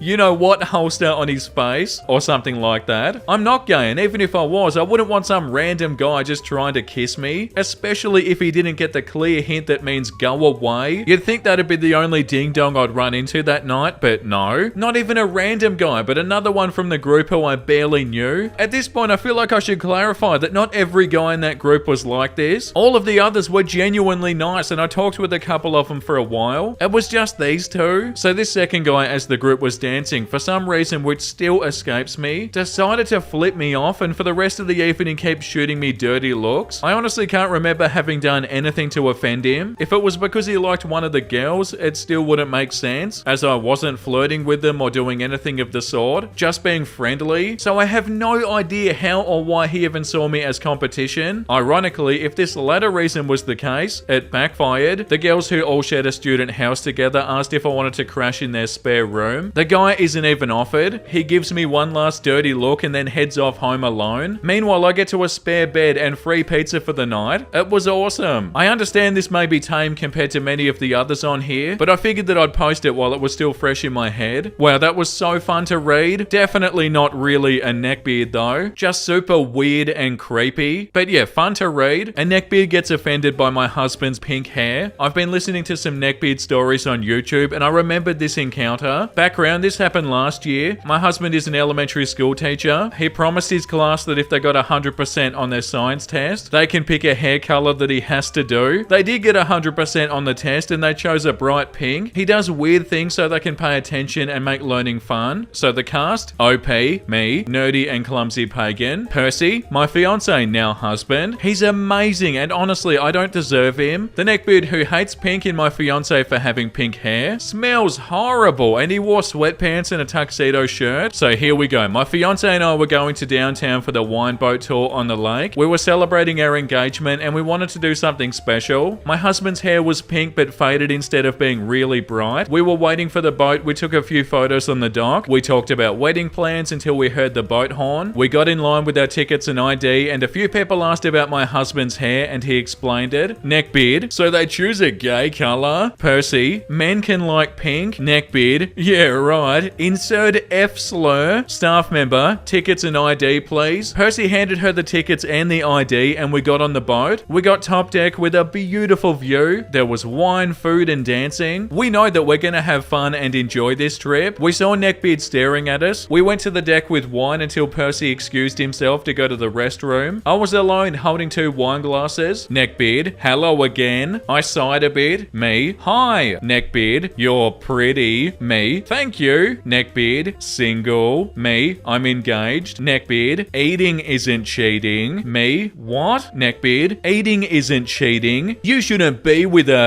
slur who has pink hair. Why pink? He's gonna be gay anyway. Me? Yeah, get away from me, please. I got really uncomfortable and I tried to find Percy. After 10 minutes of trying to get away, I found my fiance and sat at our table to enjoy the rest of the trip. We had fun and we never saw the Neckbeard again. Wow, that's so gross. I'm so happy that they didn't let it ruin their trip because it's 100% not worth it. Just random people being so awful for no reason. So bloody icky, but yeah, I'm so happy that they still had a good time. Neckbeard sees cosplayers as free fantasy material. This is my first Reddit story, so I'm sorry if this doesn't really fit a specific format or something. I'll add a TLDR at the end. I'm a cosplayer and I've been doing so for about 7 years. It's my main hobby and most of my friend groups and activities revolve around it. A few months ago, back in March, I went to a 3-day convention on the East Coast. One of the cosplays I wore was for Trish Una from JoJo's Bizarre Adventure. For those who don't know, she has pink hair and she wears a sort of bra and a long skirt, exposing her midriff. This is important for later. I had a whole JoJo cosplay group and on the Saturday I wore her. We were all just sitting in a circle chilling and waiting for the rest of our members to meet up with us, either fixing makeup or talking among ourselves. And that's when he came over. I've seen real neckbeards in my time, especially as a female passing cosplayer, but I don't think any that interacted with me fit the archetype as much as this guy did. He had dark black greasy unkempt hair and a neckbeard that blended in with his skin. It seemed like he just walked out of a construction site covered in dirt. He was rather overweight, wearing a black oversized shirt for some hentai anime. Those black rave shorts that you see in old 2000s videos. A My Little Pony lanyard, fingerless gloves, and those cat headphones that change colors. Because of the headphones, I'm going to call him Catbeard. He asked me in a quiet voice for a photo. I didn't mind when people took photos of my cosplays. Thousands of people have asked over the years. Plus, JoJo had been popular this year, so I was getting more requests than normal. I didn't really think anything of this, as I stood up and did one of her signature poses for his photo. But afterwards, he asked who I was cosplaying as. Normally not a big deal. I cosplay a lot of indie games that anime fans don't know, so I am used to people asking. But it felt different coming from a neckbeard. I told him I was cosplaying Trish, and then he went to look at the photo. I want to note that in one of her poses, her arms wrap around her torso and cover some of her midriff and her belly button, so I did just that. I get ready to walk back to my friends and sit down, but this man has me trapped in a literal corner. Catbeard looks at me dead in the eyes and asks, without any sort of shame, "Can I get one with your belly button showing?" Never in my life had I ever run into this. I was so paralyzed in shock that he just took the photo while I stood there, my arms shaking and confused. He didn't even say thank you. All he did was just walk away. I sprinted back to my friends and I told them the story. I didn't have time to go back to my friend's house to change, so my little group of gangsters circled around me and would have me in the middle while we hung out for the rest of the con. I had a really good time that day except for the Catbeard. I met up with a different group of friends and I told them what this guy looked like and what he did. My friend, who was cosplaying from Persona and was not with my JoJo group when this occurred, told me that his friend had also been stopped by Catbeard. He also told me that Catbeard took a seat in the main hallway where people passed by and just recorded people on his phone for an hour. Then he would stop any female presenting cosplayers who had their belly button showing and ask them for pictures. He even asked girls wearing crop tops who weren't cosplaying if he could just have their photo. So gross. I went on Sunday as well, cosplaying as Evelyn from LOL in her KDA outfit for a group photo shoot. She has a crop top on and a high-waisted skirt, but you could only see a small bit of skin because of how everything fit on me. I see Catbeard again sitting on the side in the main hallway, just in a different spot. He was wearing the exact same thing as the day before and smelt like garbage. He tried to stop me again, but walking with my girlfriend, I didn't fear him so much because I wasn't alone, and I snapped at him to stop being disgusting. We ran out of the hallway and we didn't see him again. I feel like it's a bit better because I'm an adult. I had turned 18 just a month before the convention, and he could have done this exact behavior towards minors. However, the character I was cosplaying is 15, and I've been told I can look between 12 and 28 years old on any given day. I just fear for anyone else who was the subject of his harassment. However, even with this, I'm afraid to wear Trish out again because I don't want to experience this again. I hand sewed it and I have a permanent scar on my hand from a 2nd-degree burn caused by some hot glue from working on the skirt. I put the work in and I shouldn't hide it because one neckbeard decided to be gross. If I got $1 for every time he decided to do something nasty with my photos, I look this good, at least pay me for it. Wow, that's so gross. Yeah, not good. Old but still cracks me up. It was 1998. A friend was browsing VHS anime in a comic store. Beard walks up to her and says, "So you're you're Japanese, right? No, I'm Thai. Oh, he says dejectedly and walks away.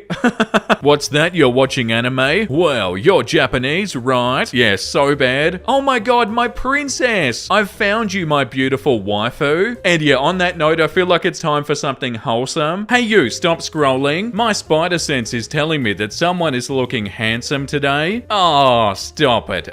Spider-Man, you absolute cutie, you're too kind. My daughter went to babysit for a new client, a single mum. Almost no furniture and water is turned off. Instead of leaving, my daughter said that she'd watch the kids for free and texted me, Dad, can we get her water turned on? Yes, we can. I love that kid. Oh, that's so nice. Absolute legends. My dad doing his own electrical wiring. 8-year-old me thinking he's a wizard. My dad still doing his own electrical wiring. 32-year-old me still thinking that he's a wizard. Yeah, there are so many skills like this that people do, and it's like, how do you even do this?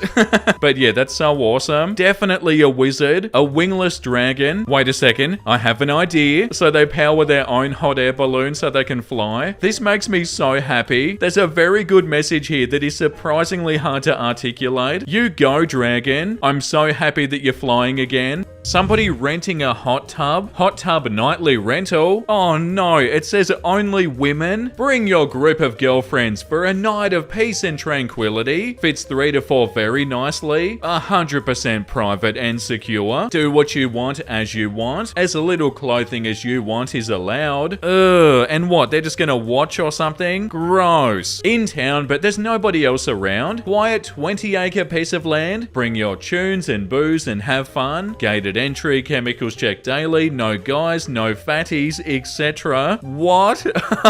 Holy, I've never seen something so sus. Like, guaranteed they're either watching or they probably have cameras everywhere. Yeah, nah. Let her go. This is my husband, and this neckbeard warrior chops them in half. Also, the funny look on their face when they're actually being chopped in half. What's that? They're your husband? No, my lady, I'm your husband. What game companies think that gamers want? What gamers actually want? The fact that they're admitting this is so funny. Like, yeah, we just want our characters to be pretty much naked. Like, believe it or not, there are a lot of people out there that just want to play the game. What kind of wife will you choose? Is their profile picture a photo of Elon Musk? Find yourself a wife who dreams of this, not this. What's wrong with the right one? How do you think we pay for all of the kids? I feel like that profile picture is concerning, and I also feel like it's concerning that 22,000 people like this. Women are basically very fickle-minded. At 18, they want a handsome man. At 25, they want matured men. 30, they want successful men. At 40, they want established men. And at 50, they want faithful men. But the men are very simple by nature. At 18, they want pretty young girls. At 25, they want pretty young girls. At 30, they want pretty young girls. At 40, they want pretty young girls. And at 50, they still want pretty young girls. Good Sunday morning. You started your Sunday morning like this? Ah, yes, a beautiful day. I better go on Facebook and rant about women. What an amazing Sunday morning. Yeah, we must have different ideas of what a good Sunday morning is. Be white, go to Japan. Women aren't actually throwing themselves at me. Oh, screw you guys. Why did you lie? Wow, that's amazing. Oh, what? I went to Japan and women just didn't immediately fall for me? Oh, this is so unfair. Is it weird that my 35-year-old friend is waiting for a 17-year-old girl to turn 18 so we can ask her out? A lot more than just weird. My longtime friend had recently told me that he's waiting for his 17-year-old co-worker to turn 18 because he wants to ask her out. I was immediately grossed out and I told him that that was predatory behavior, and he laughed and said a true gentleman awaits until they're 18. He genuinely sees nothing weird or wrong with this. He asked her for a number and she said that when she turns 18 that she'll give it to him. I'm stuck on the fact that he asked a 17-year-old for their number anyway. Imagine if they didn't say no. He also went to her Facebook and saved pictures of her to his phone to send to us. I also found out that a girl that he was previously talking to for a few years was freshly 18, and I don't know, bruh, this all grosses me out, and I don't want to be his friend anymore, but I also don't know if I'm overreacting. They genuinely said a true gentleman waits until they're 18. Ugh. Oh, that's like a nice guy thinking that they're nice. You think that's what a gentleman is? Gross. Kourtney Kardashian announces that she's pregnant by surprising Travis Barker with a sign at his own show. Travis, I'm pregnant. These women have set out to ruin every sexual fantasy I've ever had by getting pregnant past 40. First Olivia Munn and now this woman. The coast is never clear, especially if she's with a white guy. She just turned 44. Come on, man. I had to wake up to this. What? Yeah, like the top comment says, what kind of sexual fantasy does he have that is ruined by women getting pregnant at 40? The only difference between a creep and a normal guy is attractiveness. Wow, okay, dude. That's so bad. Yeah, like this comment says, no, a difference between a normal guy and a creep is being creepy. You're so fine and you have the look of a girl who'd be a slave to nomadic Norsemen, Ottoman sultans, Moorish men looking for concubines, etc. lol. What does this even mean? And why would you ever say this? What? Like, I'm sure they're only trying to be funny, but at the same time, you never know. Like, probably not. First off, human genetics make it impossible for a human that has a reasonably high IQ to have an over-average sized ding-dong. Wow, what?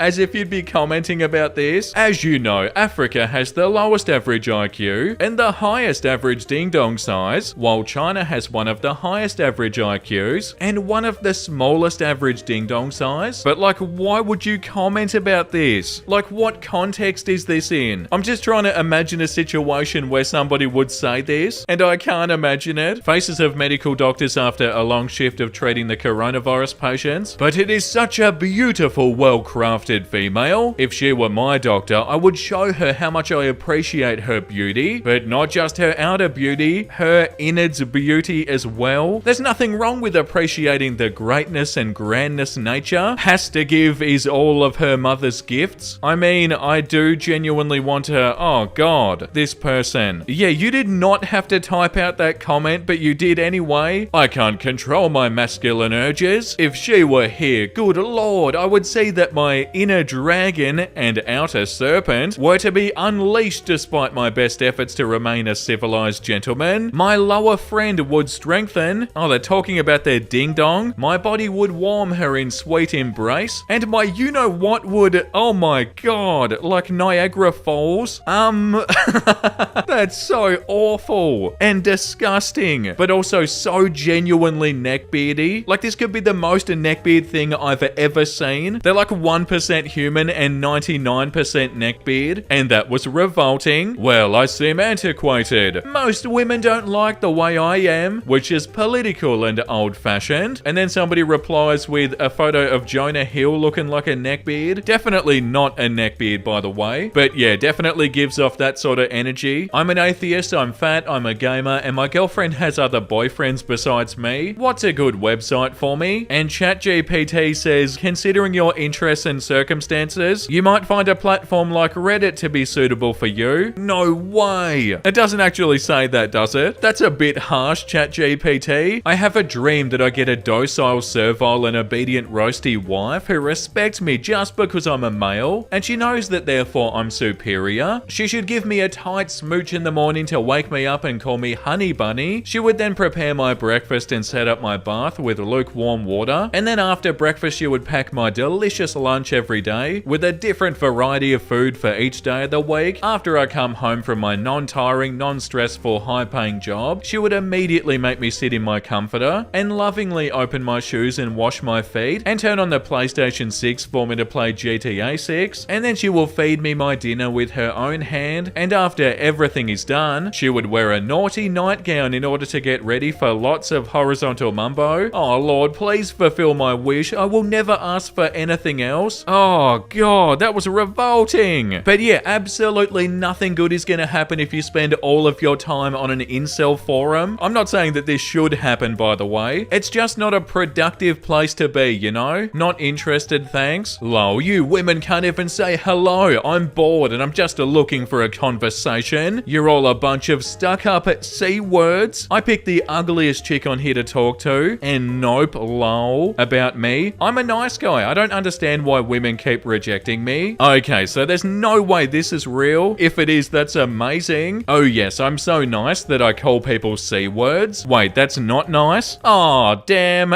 Yeah, that's a nice fedora. Where did you buy it? I don't get Reddit's hatred for fedoras. Yeah, I have a fedora, and I'm probably friends with more girls right now than you have ever dated. Having a fedora doesn't make you a loser. It's what's under the hat that makes you a winner or a loser. Edit. By the way, I got the fedora at JJ's in New York City. Not that I would expect you to know the store. Edit 2. Someone care to explain why all the downvotes? Wow, that's so good. They're completely right though. It's not the fedora that makes you a neckbeard. It's what's under the fedora. Very inspirational. You find out that the woman you like is not a virgin. What method do you use to turn the rest of her life into living hell? The top comment is so good. I think just being yourself would do the trick. Yeah, but are they being serious? You want to turn somebody's life into a living hell because they're not a virgin? What?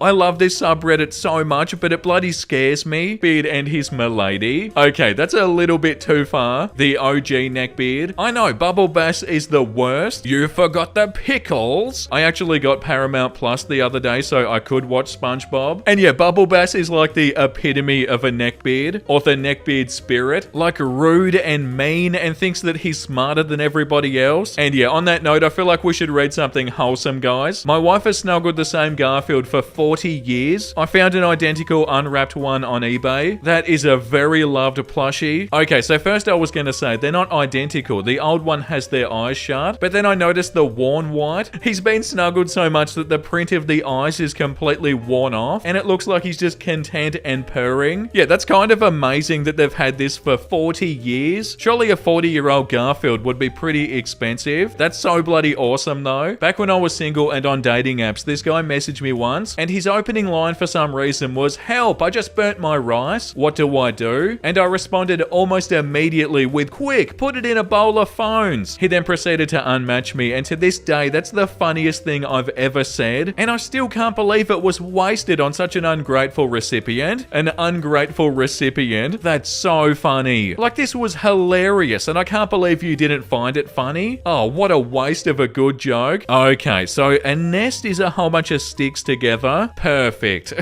That's so cute, and the look that it's giving is so funny. Like, did I do a good job?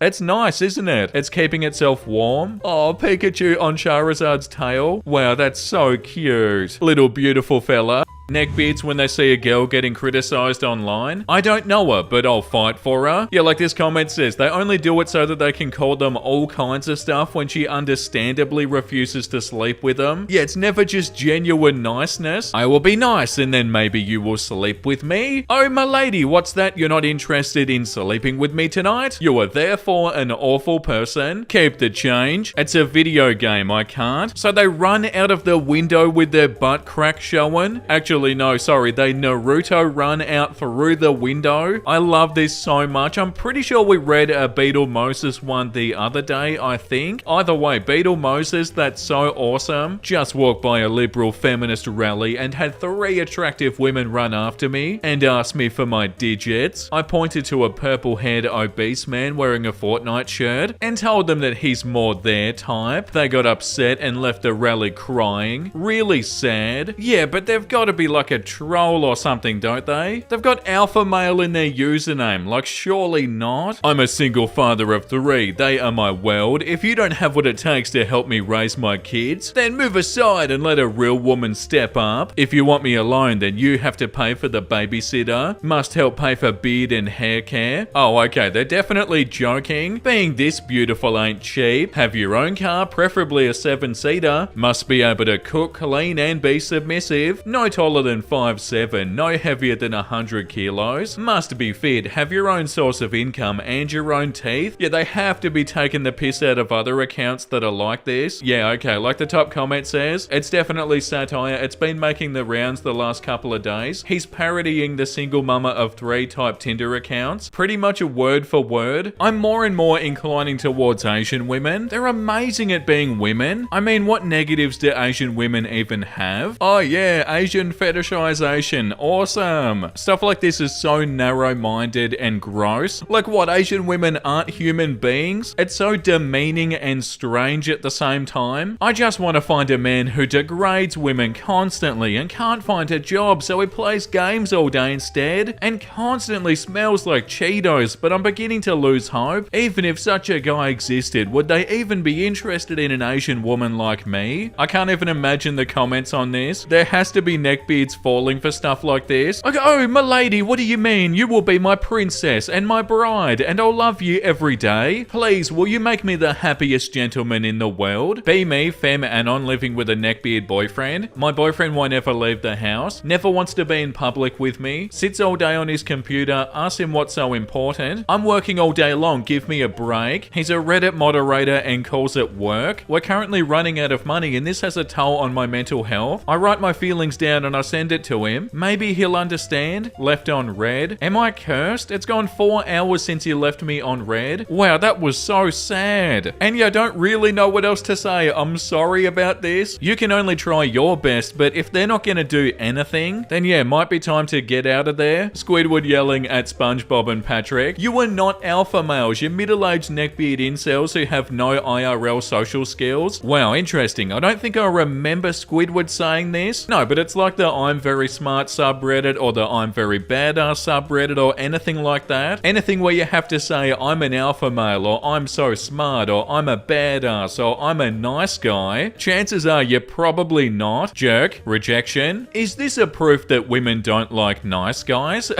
Wait a second. I was super rude and awful to somebody and they still rejected me. Is that proof that every woman in the world doesn't appreciate a nice guy? Believe it or not, no.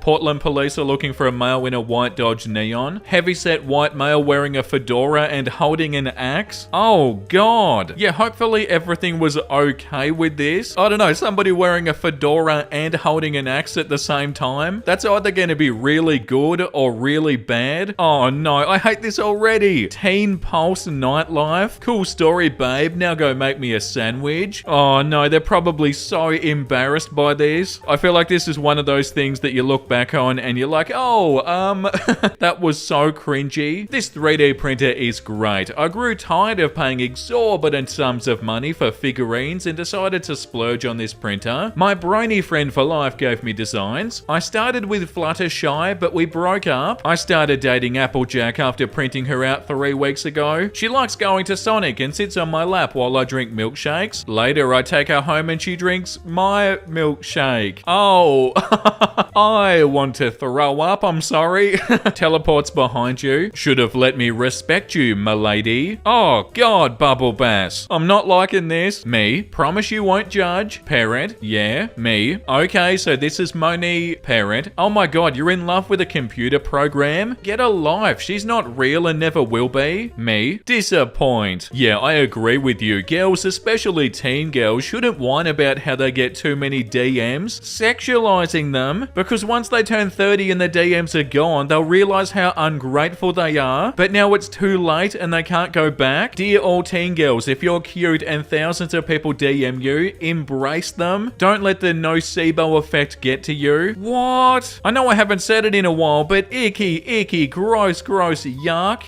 There's so much wrong with this. Obviously, they're talking about teen girls, but then also they're intertwining like a whole bunch of nice guy sort of attitude. Like, oh, well, those DMs are gonna dry up when you turn 30. Bro, nobody wants to get those sorts of DMs. Like, why would you ever care if you stopped getting those? Female rating scale. All ratings are based off average guy behavior and his options. Average guy is a guy of average looks, money, status, age, and game. All ratings assume the girl has average personality, wealth, job, network, etc. Less than 5 is un-you-know-whatable. Average guy would not bang. Oh god. And 5 is average guy will only do that if circumstances are desperate, like drunk or ultra in the mood, or she served it on a platter. Looks at himself in the mirror the next day like, bro. Denies doing the horizontal mumbo with even to himself. A 6. Average guy might do the horizontal mumbo, but feels a little dirty after. She is doable if he focuses on eyes only, on the hot parts of her body, and avoids looking at the bad parts. This is way worse than I thought it was going to be. Will not deny guy having the horizontal mumbo with her if asked but won't bring it up on his own. 7. Average guy will always bang her. There's no question. He may bring it up to his friends if he's that kind of guy. FB material. 8. Assuming she has an average personality. Average guy considers this to be off the bat a girl with girlfriend potential. His mind is already drifting there from the beginning. He'll start to feel a tiny tinge that he can do better and will still check out other hotter girls behind her back. Ugh. 9. Average guy considers this to be off the bat a girl with wife potential. His mind is already there from the beginning. He feels lucky and is not actively looking to trade up and doesn't really check out other girls anymore because he doesn't really feel anything from it. 10. 1% of all women. Guys may argue over preferences but can generally agree that she's in the top 1%. This is the hottest girl the average guy has any chance at all of banging. Oh my god. And then outside the solar system, 11. In the top 0.1% of all women. This girl is not attainable to the average guy but is attainable to very attractive non-celebrity men. 12. In the top 0.01% of all women. This girl is only attainable to men of some type of inherited celebrity status. Non-headline pro athletes or the corporate elite. She didn't know his name but he plays for the Dallas Cowboys. 13. In the top 0.001% of all women. God, this is gross. Only men with considerable fame or wealth can obtain. Oh yeah, obtaining somebody. For example, headline pro athletes must have wealth and fame. She preferably knew his name already. 14s and 15s, A-list men only must have worldwide recognizable fame. And even then she may still dump him. This girl can no longer be average except for her looks, because her looks alone have increased her wealth. Yeah, like this comment says, these are the same people who say women are so superficial and shallow. Yes, so gross. Oh my god, are they all Mountain Dews? Yeah, they are. What is the context here? Why do you have a room full of Mountain Dew cans? Because obviously I'm a gentleman. No, but for real, I'm so confused. There's nothing else in here. Imagine there's a normal room under all of this and you just can't see it. There's like a bed and a desk and a whole bunch of cool stuff, but it's buried in cans. A female needs a gentleman by her side to defend her. It is true, but a gentleman also needs a trusty blade by his side in order to defend her adequately. Otherwise, he may as well be unarmed. Yes, I study and I live by the blade. How else will I look after milady? Oh wow, I think we found the person who had the bedroom a second ago. A full set of Mountain Dew armor. Genuinely kind of awesome. No, genuinely is awesome. They did a super good job with the shield and the sword and stuff. I don't know why they did this, but I'm so happy that they did. The 2 parts, what will the girl become? At 13, bad literature. At 13, study and obedience. Ah yes, obedience like a dog. Gross. At 20, flirting and coquetry. Or at 20, virtue and devotion. At 26, fast life and dissipation. Or at 26, a loving mother. At 40, an outcast. Or at 60, an honored grandmother. Wow, okay, and that's the only 2 paths that somebody can take? What do you mean? This is some old Neckbeard sort of stuff. You must be my trad wife, and if you aren't, you're immediately a terrible person. Oh my god, I want to end that guy that did this to her. I like to dominate women, but not like that. That goes too far. I remember reading this one a long time ago, and yeah, kinda wish I didn't read this. What's wrong, Fluttershy? I have something for you. Congoers, promise not to get mad, okay?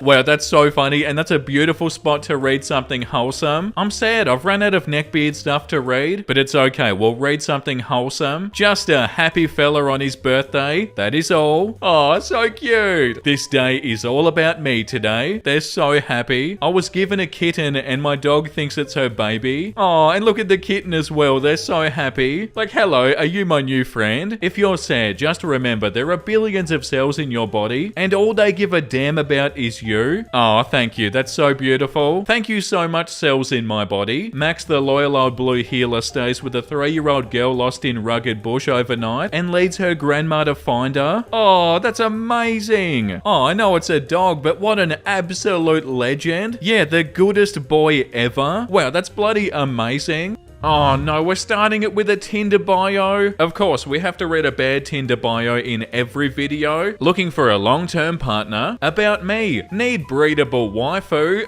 What? No liberals, no fats. Lifestyle. Early bird. Am I meant to take this seriously? Somebody's actually posting this on their Tinder. I need a breedable waifu so soon. I don't know if it's the worst Tinder bio we've read, but it's pretty bad. What's the best way to blackpill my brother? My brother is 2 inches taller than me at 5'4". He managed to money max in order to become a beta bucks. He and his wife 5 foot are trying to get pregnant. This is a very bad idea. I didn't tell him yet, but I need to find a way to blackpill him so he knows the truth and doesn't create another subhuman manlet. Oh my god, is this a joke? Of course, the baby could turn out to be a woman and that would be okay. But in the chance that the baby turns out to be a boy, it would be over before it even began. Oh my god, yeah, with an attitude like this it would. I can't believe people blame this sort of stuff on their height when all it is a revolting attitude. My brother is very blue-pilled and happy-go-lucky type and pretty confident, but he shouldn't be since he's short. What? Oh no. It sounds like the brother has a good attitude. How do I get him to know the truth so he doesn't breed with a shorter woman and potentially spawn a manlet? Yeah, so that's got 33 comments and 1 upvote. I don't know what the comments are saying, but I'm assuming they're saying, hey, this is ridiculous. Don't do this and put a stop to this attitude because it's so bad. Oh, you've seen this everywhere. People posting photos of Margot Robbie and saying this is her without makeup. Definitely mid. Like, first of all, what? And also imagine being somebody and people are posting photos of your face on Twitter and having the audacity to be like, oh yeah, definitely mid. Like they give a damn what you think. It's so funny, but also not funny, but also sad. If a husband asking his wife for a handy is expected to take no for an answer, a wife asking her husband to dance should also take no for an answer. What? You mean like literally come here and dance? What are you talking about? People will see these two things as different, even though fundamentally they're not all that dissimilar. A wife can see a dance floor and ask her husband to go dance with her. If he says no, but she keeps persisting until he says yes, many will see that situation as perfectly fine. Many of those same people, however, would treat the following situation different. A man asks his wife a horizontal mumbo. She says no, so he asks for a handy instead. She also says no, but he keeps asking her until she gives up and agrees to do it. Both involve activities that the other doesn't want to do at the time, but because the second one involves a ding-dong, well, well, they censored it for me. It's treated as so much worse than the first, but yeah, they're treated differently because they're completely different. One of them is dancing with the person you love, and the other one is way more intimate and vulnerable, and definitely not really comparable to like, hey, let's dance. Young man, that girl you're obsessed with, crushing on, who just can't give you a chance and even belittles you, will be too old for you in 5 years at most. Women are perishable. They age like milk. They have a short shelf life. Yuck. Why do we read so much disgusting stuff? 18 years old, starting to get attention from men. 19 years old, the arrogance kicks in due to the many options. 20 years old, now she thinks she's above average guys. 21 years old, reaches her peak value. 22, value being maintained. 23 and on, steady decline. 25 plus, fast decline. 30 plus, hits the wall. Abundance of options for a woman is only for a short period. Out of arrogance, many waste themselves, forgetting that the candle that burns twice as bright only burns half as long. Ugh, what a gross attitude. Hey, damn, I didn't mean to send that cringe ass sticker. Listen, I don't want you talking to my kitten, buddy. And then this person sends this picture. You say one more word to her and it's donezo for you, pal. Is this a movie? Oh my god. It's donezo for you, pal. All I can think about is the Funzo dolls. It's always a party with Funzo.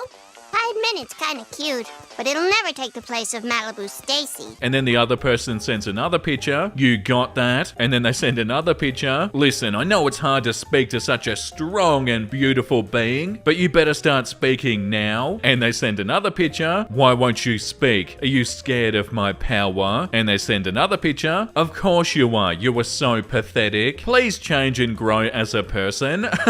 That's such a good picture. I'm so powerful. I don't want you you talking to my kitten? I can't tell if they're joking or not. Like, they literally said, it's gonna be dunzo for you, pal. Like, surely if somebody says that, they're joking, right? I'm a proud, you-know-what sexual, and I don't give no F's at all. You all assume that just means I want to go out and, oh god, blank kids, and it just shows everyone how stupid and ignorant that you truly are. I was born this way, and I can't help who I am. Eventually, one day, I know the LGBTQ will embrace my color of the rainbow, and in some states it already has. Eat crap and die with a Y, haters. You will never make me ashamed of who I am. Okay. What do I even say about this? I genuinely don't know. Satan meeting the new arrivals. Satan, you seem innocent enough. Why are you here? New arrival. Ooh woo, puppy Satan. I've been so bad. Are you gonna punish me, senpai? Nuzzles. Satan, stay the hell away from me. It's nice to throw in a funny post amongst all the terrifying ones. We get a second to relax before we read something way worse. Just the other day I was talking about how lesbians actually are attracted to men. See, here we are. Something way worse. I say it because I've had a fair number of lesbian friends over the years who were attracted to me, and also because I frequently see dating profiles from purportedly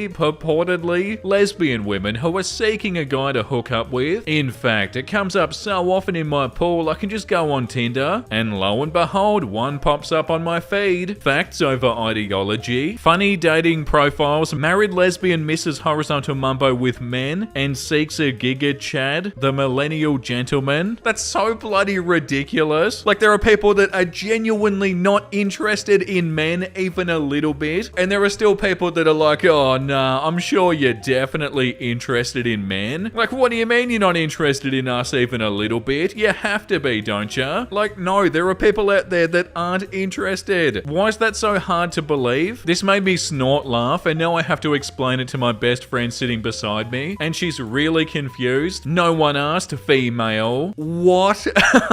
What do you mean? Why would you even say that? You do realize that your attitude where you hate women does not make women look bad. It's not like every woman or female is like some issue or something. And like the stuff we read every single day, the people who are bitter and angry and jealous and hostile towards women, they've got these awful sexist attitudes where they blame all of their problems on women. Yeah, like the top comment says, why the hell are people still sexist in 2023? Actual neckbeards and normal people with stereotypically weird hobbies. So normal people with stereotypically weird hobbies, silently harming nobody, healthy views of gender and race, silently enjoy life, just have weird interests, and then on the actual neckbeard side, are a threat to safety of others, want subjugation of women and minorities, actively harasses or endangers others, and where they cross over, cringy, facial hair anime or MLP fan. Yeah, 1000%. Like, you can be a quote-unquote neckbeard or have neckbeard sort of interests and stuff and still completely be a good person. But then, yeah, there are neckbeards that are not so good people. Why no feet photo? She's like 15, lol. Get the hell out of here. She grows? Yuck. Actually, icky, gross, yuck. Oh my god, that's so crusty. And the monster sticker on it as well. Wow, it'd be so satisfying to clean this. I just want to clean it. And yeah, hopefully they did very soon after this. About me, I know a lot of people that want to catch them all, but my job is a much bigger challenge. It's my goal to do the solo diddly to all 807 Pokemon, plain and simple. I usually try to do it twice a day, regardless of difficulties. At the end, I always win. I go on places like DeviantArt, Raw34, and occasionally E621 in order to achieve this massive goal. And when I finally do, I'll become Pokemon Master. Sometimes it's easy. I can, oh god, in 5 minutes looking at Gardevoir or Lopunny. Sometimes I come across major challenges that I have to overcome. In the case of Garbodor and Magikarp especially. Oh god, this is so awful, and I don't want to read anymore, but I feel like I have to now. I have to imagine the wet, sloppy fish. Okay, not reading the rest of that without thinking about the actual fish itself. It's very hard, but the satisfaction you get when you achieve victory is immense. Gross. Not only do you get the generally pleasurable feeling, but you also know that you overcame an obstacle that few men have dared to try. I have a total of 347, but it only gets harder. The top comment says, it's important to have goals. Yeah, I can't believe I just read that, and that's enough for today, guys. Let's read something a lot more wholesome and a thing. Today I learned that tigers can't purr. To show happiness, tigers squint or close their eyes. This is because losing vision lowers defense, so tigers only purposefully do that when they feel comfortable and safe. Oh, that's so cute, and that's such a cute photo as well. I think all cats do this, don't they? Me, my wife, for no reason. Oh, I love you, so I'll bite you. You will be okay. You have no choice. Everything will turn out fine. You can't stop it. You will succeed. It's inevitable. Happiness is coming. You can't escape. Yeah, damn right. That's a good way to think about it. Happiness is coming and you can't escape it. I'm trying to find an old PSN friend. Old PSN name was Xbox 360 Wrecker. His name is Alan. I used to run an MW3 clan with him. I know it's a long shot. I know his full name, but I can't find him anywhere. I even found an old YouTube account of his, but it went inactive around the same time my PS3 broke. Does anyone know how to find accounts after they change PSN? Taylor, is this you? Alan? No way! Yeah, it is. I lost access to the account after my PS3 broke. Oh, that's so awesome. They found each other. If you're scrolling on Reddit trying to distract yourself from something you don't want to think about, or you're looking for a sign that everything will be okay, this is it. So breathe, relax into this moment. You're alive, and that's all that matters. Wow, deep, wholesome memes today. But yeah, that's right, and that's so beautiful. My boyfriend and I are approaching 3 years, and after all of this time, he's never ever raised his voice at me or called me names or disrespected me, and I'm his first girlfriend ever. Verbal abuse is so normalized that it took me so long to realize that this is how it should be. Nope, don't normalize this type of relationship. Got the milk, no need to buy the cow. 3 years dating, what the hell? If your relationship is so good, then why aren't you married? What's left to give in the marriage? He's got you right where he wants, available but not fully committed. Wow, so negative for no reason. What a gross comment. Why are tiny uncurved Asian girls so sexually irresistible to us heterosexual men? Wow, okay. Aren't they just adorable? When you see a cute one, it just makes you want to take her home with you. And the stuff we read gets even grosser. Wait, you're not a virgin? No. Oh, is that bad? I guess so. I was in a 2-year relationship. I'm sorry. I really liked you too. Yes, so did I. Why is it so bad though? Because if we were to have the horizontal mumbo, or if I were to show love, I'd be a little disgusted because I would have thought about another guy doing it with you. That's weird. Have you done it? No. And I don't care if it's weird. Ew. Yeah, like the top comment says. You dodged a bullet. You're not a tissue that's disgusting because another person used you. Because here's a weird concept to the incels. Women are people and not objects that decrease in value due to prior ownership. There's more people in the world who've had multiple partners than people who stick with their first one. Yeah, what? That's a personal issue. That's not the other person's fault. They haven't done anything wrong. Ignorant Neckbeard tries to shame me for being open about getting a very curable STI from a partner who lied to me. So, I'm just curious, how does it feel being a 24-year-old woman, knowing you've afflicted yourself for the rest of your life with your own stupidity and got syphilis? Like, genuinely, how does it feel being 24 years old, knowing that every single romantic interaction with you in the future has since changed? People won't want to touch you, people will be scared to sleep with you, and all you'll bring around is other nasty STD-ridden creeps. Good luck finding a real partner, all because you had to, you know what, a meth head? I mean, honestly, I wouldn't want to even touch you regardless of how you look. You're disease-ridden and you did it to yourself. Put the fact that you slept with them and got syphilis in your Tinder bio, because no one's ever going to want to touch you with a 10-foot pole, aside from desperate creeps. Oh, and it makes me so happy thinking about you desperately trying to string a guy along, hoping that he won't leave, and then you drop the bomb that you have STDs and he absolutely ghosts you. Oh my god, how sad. Imagine putting this much negativity and hate towards somebody else. Yeah, that's so sad. While you spent your life talking to women, I learnt the blade. Okay, we need more Neckbeard memes that are like this, and not like the last last one. These ones are fun, not scary. Are you up? Yeah, what are you doing? I am once again asking for your feet pics. Please, m'lady, send me a photo of your feet without socks, if you would be so kind. You're the Asian girl with her phone permanently in her hand on the number 521 bus near so-and-so. Your smile brightens my day and inspires me to learn Japanese, just so I can talk to you. The gentleman in the fedora, smart blazer and anime t-shirt. That's not real, is it? Nah, surely not. It is I, the gentleman in the fedora, smart blazer and anime t-shirt, also wielding a katana. Hi, I'm Dean, the perfect gentleman. Warm and passionate. Can we chat? No? And they call them a C word. What?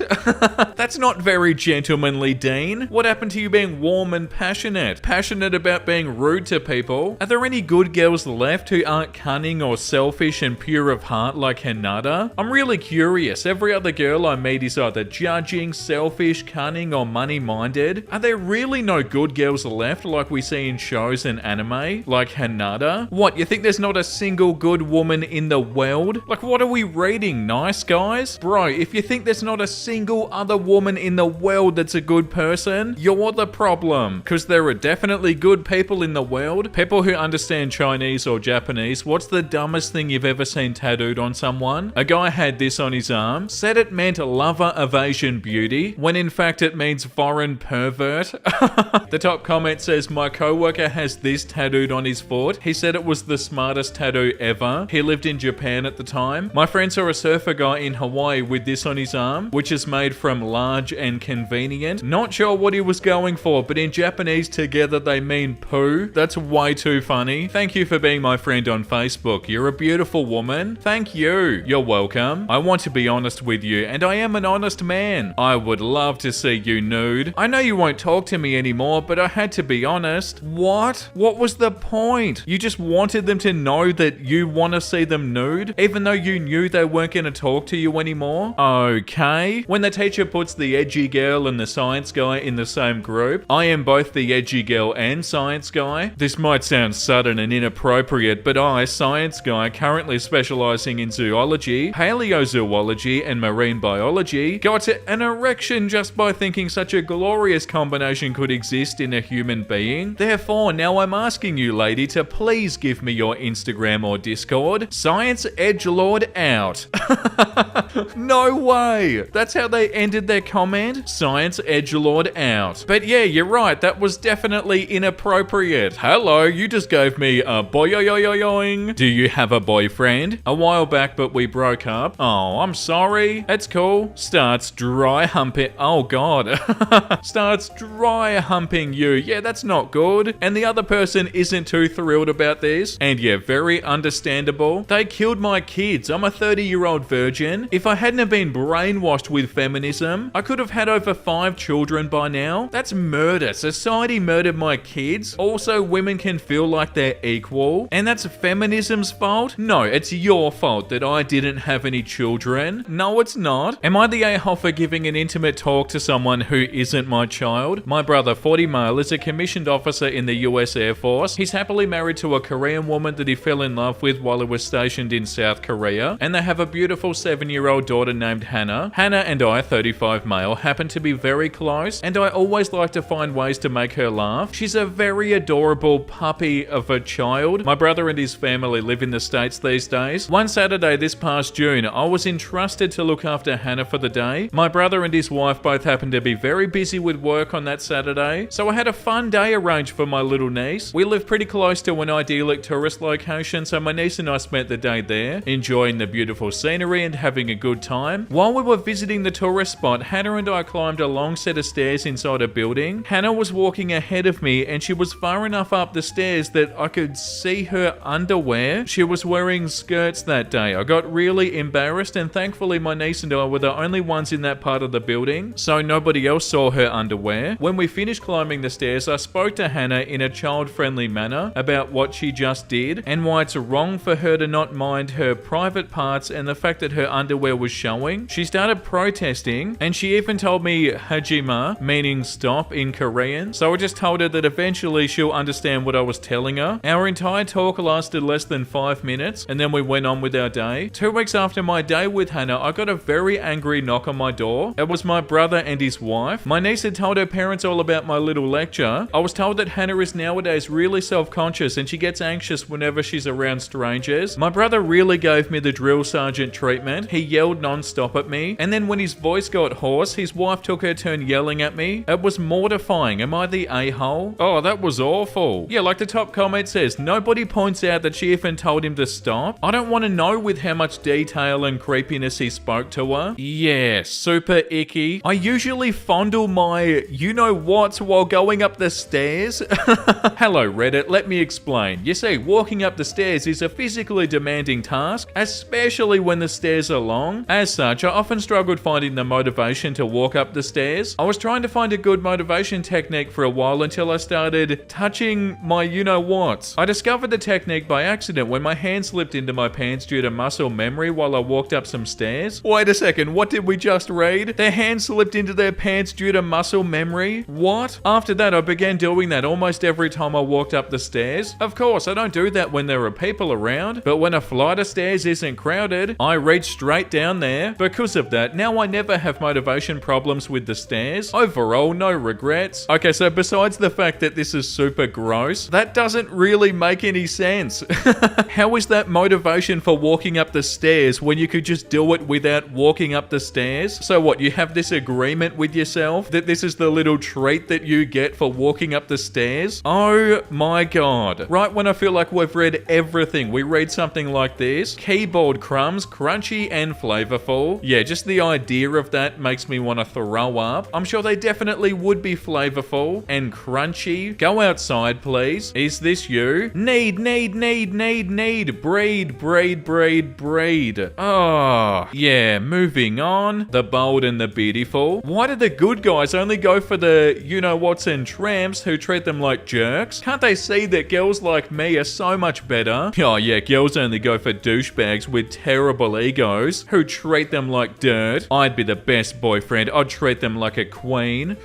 Those two are perfect for each other. I need to introduce them. Ew. Yeah, that's so accurate. Every time we read a nice guy that's like, oh yeah, I'd be so nice, you know that they wouldn't. And yeah, complaining about how picky and selective women are when you know damn well they'd be just the same. Some people who think they're Lisa Simpson are actually the comic book guy. Wow, no truer words have ever been spoken. Oh, skin too light, feet too big. 5 out of 10 would not bang. Yeah, like those bloody rating subreddits and stuff. Like, ew, your nose is a little bit too big and your face looks a little bit funny. The absolute audacity. The time I watched a neckbeard go on a date. So this took place a couple of months ago, so I can't remember it exactly, but I would like to preface this story by saying if you see something like this, don't be like me, try and interject casually, I don't know. Anyway, my boyfriend and I go to our regular sushi place. We get sat next to this Asian girl and a neckbeard looking guy. He was bigger with curly hair and those clear line glasses. The lineup goes neckbeard, cute girl, me and my boy, all at the sushi bar corner spot. Something stuck out to me right away. Neckbeard keeps talking and she doesn't. What caught my attention though is her being on her phone while he's talking. I listen in for a bit. Oh, you know, normal conversation, and then he pretty much tells her that his ideal candidate for a wife would be Asian. The cringe had begun. I turn to my boy and I mouth, what the hell? And he tries to start listening in at this point as well. We get our sushi, it was pretty dope. Now I start listening in again because this girl was looking down again, and this grown-ass man kept saying, Nani? And this poor girl tells him, hey, you know I'm Korean, right? And he keeps saying it. She did say it in kind of broken English, but I could understand her, and she wasn't even facing my direction. I look over at her and we make eye contact for a second. Things start to get weirder because he actually asked her, what would you do if I hit you? And that made her probably feel scared, and she answered with, oh, I'd kill you. To which he just starts laughing at and says, ha ha ha ha, not if you can't. At this point, I'm done with my sushi. We already got the check. I overhear something about a green card, but I can't place my mind on what he said exactly. I've been waiting for this dude to use the restroom so I could help her, but other than that, I had no idea what to do. If something like this happens again, I know I'd reach out to help, but yikes, I was embarrassed just being near that guy. My boy and I leave slightly horrified, and he tells me that he heard her say to him, hey, don't try so hard. And that's when he stopped saying Nani and instead started giving out all the facts that he knew about Asia and how he'd be a perfect husband for an Asian girl. We get to our car and we see those two walk out. She's trailing behind him and he leads the way. So basically, they were going to his car. I hope nothing weird was pulled, but honestly, I didn't think actual people like that existed. I knew neckbeards were a thing, but having someone fetishize Asians in such a creepy way, that's a triple yikes. Yeah, that would be so embarrassing just to hear that, let alone being that woman. And yeah, you like to imagine that these sorts of people don't exist. Well, that sounds really harsh, but you know what I mean. You forget that they're real. Neckbeard tries to whisk me away in front of my own girlfriend. I made an account just for this because it's so strange. Here's the cast. Me, a mute girl who's apparently decently attractive to attract neckbeards. Girlfriend, my girlfriend, loves anime and cosplay. NB, neckbeard, overweight with a large neckbeard and anime t-shirt. My best friend is turning 18 in just a few days, so me and my girlfriend wanted to get him a figurine of a girl that he liked from an anime. So we checked a few places, didn't find much, but eventually my girlfriend left me to go ask a store cashier. Then I saw Neckbeard walking up to me. I waved because I'm kind of polite, and he apparently saw that as a chance to move in. Oh my god, you made eye contact with me? That must mean you want to marry me. Neckbeard, hey, glad to see you appreciate anime too. I shrug because I'm almost certain that this guy doesn't know how to sign. Neckbeard, don't know. Well, maybe I can tell you my favorites over lunch. How about it? It was at this moment my girlfriend came back, the figurine in hand. Girlfriend, hey, I got it. Want to look for anything else or you just want to go? Neckbeard, hey, who are you? Girlfriend, oh, I'm her girlfriend. Who are you? Neckbeard, I'm Neckbeard, and I was taking her to lunch. Oh, really?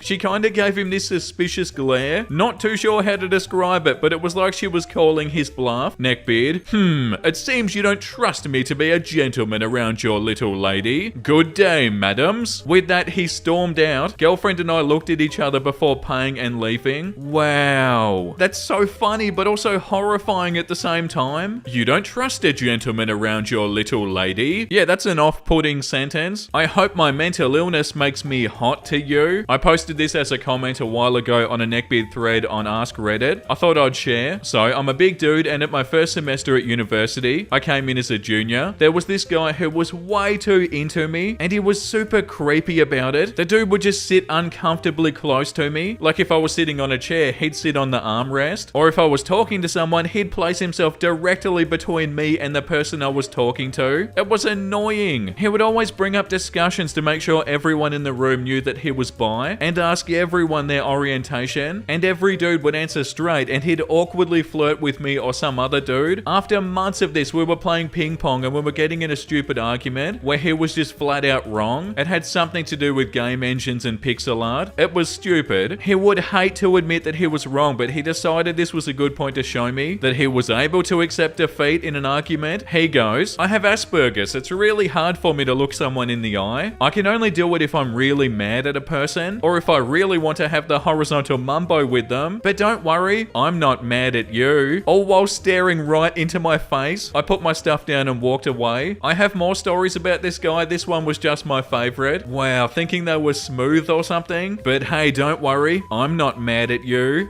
So it must be because I want to do the horizontal mumbo. I love and hate reading these. Neckbeard on the train. Taking a train this lovely morning and I spotted a fedora on the floor. I thought it belonged to the big dude next to it, but it turned out it fell off the guy in front of him while he was asleep. He couldn't find it, so he stood up and told us, one of you has a black fedora in your belongings that isn't yours. Me and the guy in front of me pointed it out, and he thanked us begrudgingly, saying that we saved someone from massive amounts of destruction. And now this quality specimen is vaping on the crowded train. I'm so sad creeper shots aren't allowed here because this dude is amazing. The Neckbeard is strong with him. On the off chance you see this guy in the fedora with the big hole in your black pants and shameful goatee, thank you for making the arm track smell like crap, bro. Nobody is gonna steal your hat. Wow, and they were vaping at the same time? And then to say you saved someone from massive amounts of destruction. So what, they were trying to be like edgy or something? And then started vaping on the train? Yeah, okay. Kyle's evolution. Kyle was both a neckbeard and a weeaboo. He was tall at 6'4", about 250 pounds. He had the traditional neckbeard scruff and yeah, he fedoraed. He was also a weeaboo. He was president of his high school's Japanese club, owned Bokken, and would play a ton of Japanese games. I knew Kyle pretty well. He and I hung out a lot. He never had too many friends and I was the one hanging out with him almost every day. Kyle had all sorts of cringeworthy moments. He would practice martial arts movements in the house. He loved to go on about the beauty of Japan and how we wished that we were all more Japanese. He practically stalked this one Asian girl claiming it was true love. He would make misogynistic Facebook posts about how dating girls is like paying a prostitute, except with flowers and candy instead of money, or how all girls were biatches. I'm quoting here. Kyle didn't have very many close friends. He was shy yet argumentative, loud yet unconfident. He somehow managed to mangle up every social interaction. Kyle was never wrong. No matter what you were arguing, you were incorrect. He got bullied a lot because of his lack of tact. Kyle had a pretty bad family situation. His mum and dad were divorced when he decided to live with his dad 400 miles away. His mum didn't speak to him for 6 months, and he was only 15. Kyle's family was traditional Roman Catholic, and they expected him to be that as well. He tried very hard, but was atheist to the core. I learned from him much later on that he almost took his life because of this. He felt alone, unaccepted by his family and his peers. There were very few people close to him, me being one of them. Kyle did eventually get better. He learned how to dress and treat women correctly. He made friends. He became a cameraman in LA. He isn't a weeb anymore, and a lot of people say that he should be a male model. Aw, he has a nice girlfriend, friends, and takes showers daily. His beard even looks well groomed now. I never doubted this would happen, of course. I knew Kyle would be successful. Why, you ask? Because he really did care about people. He just didn't know how to show it. He just needed the right feedback and something that made him happy. I'm Kyle's half-sister, by the way. When I moved in with his dad and my mum 400 miles away, he came with us because he wanted to make sure I was okay living in a new place. He's always been very protective of me. When I was really little, this dog came after me trying to attack me. I was scared and I could have been hurt, but Kyle appeared out of nowhere, picked me up, and he ran until we were safe. He risked himself to keep me safe. We would spend every day together, him playing a video game and me sitting on the couch next to him. I was never lonely because he was there. My parents would yell at us and would go hide together. He'd drive me to school and we'd sing Queen at the top of our lungs. I love my brother. He's the best person in my life. He's the only one who's ever given me any sympathy and truly helped me to understand that there are good people in this world. We're the best of friends. So don't judge your neckbeard immediately when you meet them. They're still people too. They want acceptance just like us. They go through pain just like us. Underneath the fedora and past the Dorito breath, you might just find one of the best people in your life. Oh, that's so awesome. I'm so happy we read this today. I felt like we needed something like this. And yeah, that's right. You can be a neckbeard and an awesome person. Oh, that was so good to read that. Hell yeah, Kyle. Oh, don't worry, baby. He's just a fry cook. Why do they always pick the thugs? I don't like saying SpongeBob in this setting. Years later, hey baby, remember me? Beat it, chick. Why can't I find a good man? Okay, so that's not a man, that's a sponge. And apparently SpongeBob is, what, like a successful person now or something? Yeah, thank you for ruining SpongeBob for me. And yeah, I feel like that's enough of this subreddit for today, guys. Let's read something a lot more wholesome. What's the most creepily intelligent thing that your pet has ever done? I had a really bad day and I was in my room crying. My cockatiel Stormageddon started screaming from his cage, so I got him out. He jumped onto my shoulder and put his head on my cheek and started saying, "It's okay, it's okay, it's okay," over and over again. I say that to him when he freaks out in his cage at nighttime, like a car honks a horn outside and he starts screaming and flapping his wings. I didn't realize he could tell I was sad and then say it back to me to comfort me like I comfort him, let alone say it at all. Yeah, that's amazing. Animals are so beautiful. Star Wars fans direct traffic with lightsabers during New York City blackout. You are strong and wise, and I'm very proud of you. Oh, that's so awesome, and that's a really good idea. Hell yeah, Star Wars fans. My uncle didn't go to school, so I'm teaching him how to write, and he wrote the names of his grandkids for the first time. Oh, wow, that's so cute. Congratulations, that's so exciting. Wow, that's genuinely heartwarming. I don't hate women. I hate the ones that get a university education and then marry an electrician. I guess that's why I'm an incel. I got my university education and then every biatch at my level is marrying tradespeople left and right. The plumber, the carpenter, the Danish prince was cucked by a carpenter. Or if they can't marry down, they just stay single. Wow, that's so bad. So what, they're marrying down because somebody is a tradesperson? So what, they should be dating somebody like you who has an education from a university? So what, you genuinely think you're better than everybody else because you went to university? And what, that's a reason to become an incel? No, it isn't. That's bloody ridiculous. What level of lolly is okay? Oh god, jumping straight in the deep end in this episode. So they've got 1 through to 10. Which level should I begin being concerned? I don't know, man. My genuine reaction when I saw anime memes making memes about lollies and watching many people write, she's 5 and it's okay to make lewd stuff about her, no matter what the antis say. My brother in Christ, you're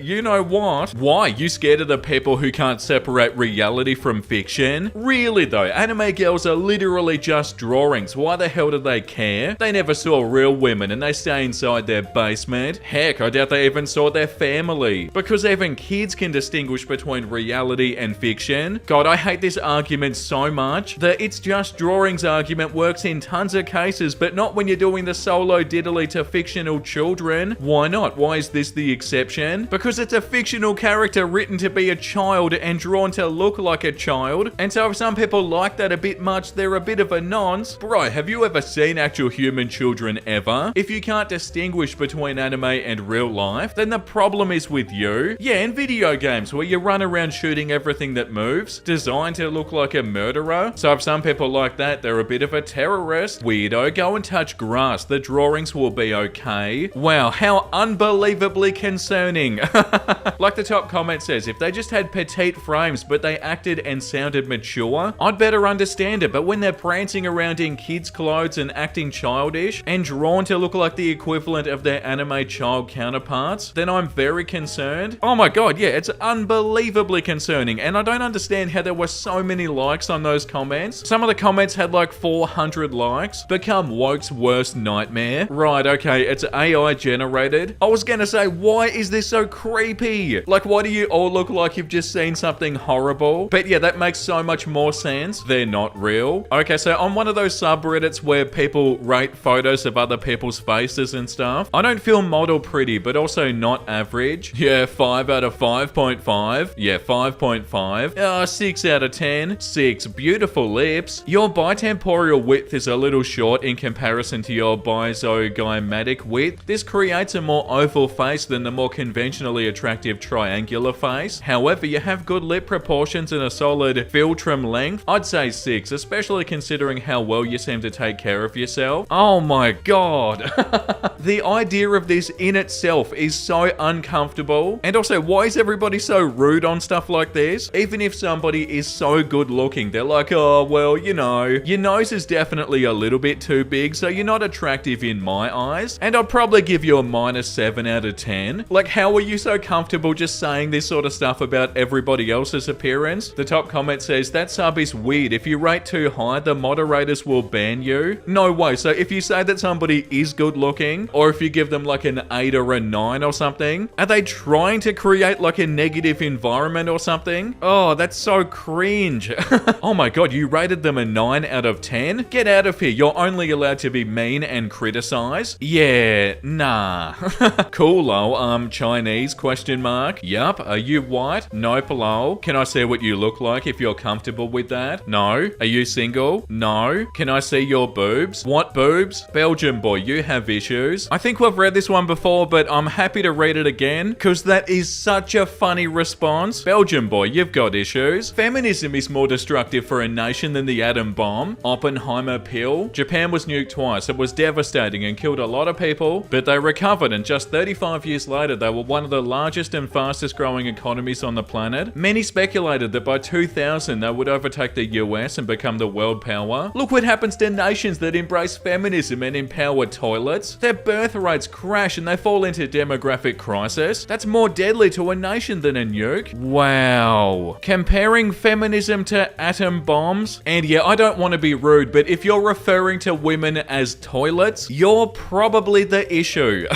Like, are you joking? When you say toilets, you're referring to women? Don't mistake my kindness for weakness. The beast in me is sleeping, not dead. Oh my god, the boldest font in the world? They're like, I need a tattoo and I need it to be super manly. Don't put any creativity or design into it. I literally want it to be in capital letters going down my entire leg in the boldest font imaginable. But yeah, tattoos are personal, and if they want this, they can have it. But it is kind of like an I'm 14 and this is deep quote, isn't it? Okay, we're back on the rating subreddit. I want the truth for once. Oh, 4.9, slightly lower than average, but looking good. Honestly, I was expecting them to say something worse. Like, oh, maybe a, 1 out of 10. Wait, so this next one is a comment from the same subreddit. Your bitemporal width is just slightly shorter than your bi... It's the same comment from before, isn't it? Bezogomatic width, and your bigonial width is just a bit too big. This gives you a subtle triangular facial shape, which is generally the most conventionally attractive for women. Otherwise, your face is pretty ovate. You've got a positive canthal tilt, good eye height, and a solid top to bottom lip ratio. Your nose is a tad bit wide in a couple of photos, but that might have just been baby fat considering how it looks leaner and smaller in other photos. Your vermilion border is a bit disfigured at the bottom of your lip too. All things considered, you're quite pretty and land a 6.5. As you mature, your baby fat will disappear more and you'll have a bit more of a defined face. Yeah, I don't understand stuff like this. Like, how do you have the audacity to say stuff like this? And also, I don't know why you'd be interested in somebody telling you this, but yeah, that was super confusing. Men just have to figure out that it's a rigged game. Spend too much time at work, she cheats on you because you're never around. Spend too much time at home, she cheats on you because she's bored with you. Marry a virgin, she cheats on you because she never got to explore. Marry an S-word, she cheats on you because she's incapable of pair bonding. Make a lot of money, she cheats on you with the broke drug dealer. Make too little money, she cheats on you with the rich professional. Treat her nicely and she cheats on you with someone who treats her poorly. Treat her poorly and she cheats on you with someone who treats her nicely. Have no friends, she cheats on you because you're a weird loner. Have a lot of friends, she cheats on you with the best guy of the group. Oh my god, so pessimistic. Like, you know what's really gonna stop you from being happy and really get in your way? Having an attitude like this. Like, if you have an attitude like this, you've given up before you've even started, and that's not women's fault. And so what, you assume that women are just gonna cheat on you no matter what? Of course not, dude, and that's a terrible thing to think. Girls who are looking for a boyfriend on dating apps but don't want to date any perverts. Cringe hentai obsessed neckbeard weebs who make guys who like anime look bad. Me who likes anime and has been trying to find a girlfriend for years. Yeah, it doesn't matter what you're interested in, there are always people who take it way too far and kind of make everybody else look bad. But yeah, liking anime shouldn't stop somebody from liking you as long as you don't make anime your entire personality. Home Alone. Why would I do the horizontal mumbo with your sorry ass? Your mum is just a better version. If you got above 57 kilograms, swipe the way that's not, I don't know, right? If you're above 57 kilos, we have to have at least one awful dating profile in every single episode. And yeah, that was definitely awful. When the nice guy loses his shiver, patience devil also woofs. Yeah, oh my god, that's so true.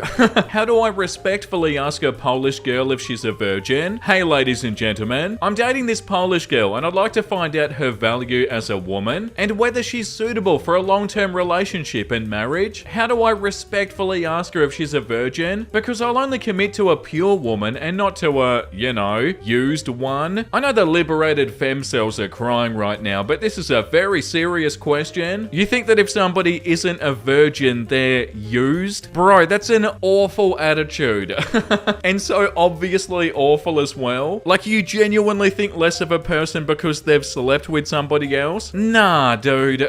That's so bad. Mountain Dew dogs. Uncured beef franks blasted with original flavored Mountain Dew. 120 calories. Oh my god, need to eat some of these. Like, it's definitely not real, but I sorta wish it was. I am a dominant man looking for a submissive woman that will love and obey. If you have no interest in messaging me, then please don't match me or push like, please. Yeah, I don't know. Asking for somebody to obey definitely gives off the wrong sort of vibe, I feel like. A very gross vibe. Hi, it's so-and-so again. Just made another 150 accounts. Your Facebook contact is an idiot. I take it you choose to be broke your entire life. 27 million peso for you to use right now. Instead, you chose to be broke. I'm usually not attracted to morons. Anyway, that picture of you with those guys got to me. I went from being in love with you to hating you in less than a minute. Why am I wasting my time and energy on you? Why do I want to make you rich and give you the life of your dreams? You don't deserve it. You deserve exactly what you have right now. Nothing. You'll always be nothing. You have no talent. All you are is a pretty face. And that won't even last forever. I hate you. I hate how much potential you once had and how broken and useless you are now. Have you seen yourself dance lately? You look like an amateur. It's awful. You jump and skip and miss beats. It looks absolutely awful. I'm here trying to make your life easy. You don't deserve it. You don't deserve me. Oh my god. That's a bit rich coming from somebody saying awful stuff like this. No need to block any more accounts. I'm sick of you. I still love you. I hope you come to your senses someday and take my money. You can live comfortably anywhere in the world with more money than you can spend in 3 lifetimes. Hopefully it's just your age and the people around you now. When you're ready to be rich, I know you'll be smart enough to find me. Good luck. The only thing that makes sense is that you keep dancing for fun. There's no way you can see a career from this. You're about to be 17. You think you can get rich and famous, build an Instagram and TikTok following dancing at so-and-so without any money being used to promote or push your career? Even with someone spending $1 million to push your career, even like that it isn't easy. Your Instagram account went from 92,000 to 64,000. Every week you lose Instagram followers. Doesn't this show you that something is wrong? That you aren't doing something right? I get it that you say followers don't matter and you just do it to be happy. Isn't what makes you happy to become famous? Become rich? That your hard work pays off and reaps rewards? Is this so-and-so performing at dance recitals? That's your progress? That's where you want to be? You literally just said no to 27 million pesos. You said no to an opportunity at a good life. You dance at so-and-so studios and perform at recitals. I mean, for a 10 to 12-year-old, that's cool, I guess. Not for someone who danced for so-and-so and once had a following. 17-year-old studio dancing influencer with no money, no marketing, no future in dance. Going to get a regular job, make no money all your life and wonder what it would have been like to be rich. There's your life. I just told you your future. Oh my god, what's happening? Hurry up and keep reporting so I can log on to the next account. I have a lot of money, a lot of computers, a lot of IPs, a lot of houses, my own TCP network. You can never get me banned. 27 million peso and you said no? Wow, just sad. Wow, that's what's sad? You could be spending 27 million peso right now, instead you do this. What's really crazy is you're gonna give it away for free. I'm offering you millions of peso, millions of dollars, everything you could ever want. You're too good though, too good for this, too good for the money. You really want me as an enemy? I can have your TikTok account banned whenever I want. I'm gonna wait until you hit 10k, whenever that is, and then ban it. Oh god, this is awful. I'll ban every account you ever make. You really want me as an enemy? Take the money and give me what I want. I'm inevitable. Oh my god. Yeah, that was revolting. So they want to get with this person and they're trying to pay them. Yeah, moving on. Neckbeard at a furry convention. First time poster, long time lurker. This is a short story and happened recently at a convention that took place over the weekend. I'm not sure if this truly counts as a neckbeard experience, but it was definitely uncomfortable. So my husband and I decided to take a short trip to a furry convention that a mutual buddy of ours was selling his wares at. It was the official first day of the convention after spending the precious day in the dealer's den setting up the booth. We were excited to walk around and see what the other vendors were selling. I noticed an artist that I'm a huge fan of and we meander over to take a look at what she has to sell and also to see if she's open for commissions. Now, I was wearing my comfy clothes, my jeans, a tank top and a semi-sheer button-up shirt. As I was looking through the artist sketchbooks debating on if I wanted to purchase an original or get a custom piece, when the artist noticed the tattoo on my right arm, she asked if she could see it. Excited and always willing to show off my ink, I happily obliged. I must note that my husband was standing to my right looking over her books. In order to show her my tattoo in its full glory, I have to unbutton my shirt while continuing to talk about the tattoo and meaning behind it. This is what grabs the attention of the beard in question. I suppose the sight of boobs overrode his common sense as me unbuttoning my shirt caused him to come charging over. He pushed my husband out of the way and all but motorboated my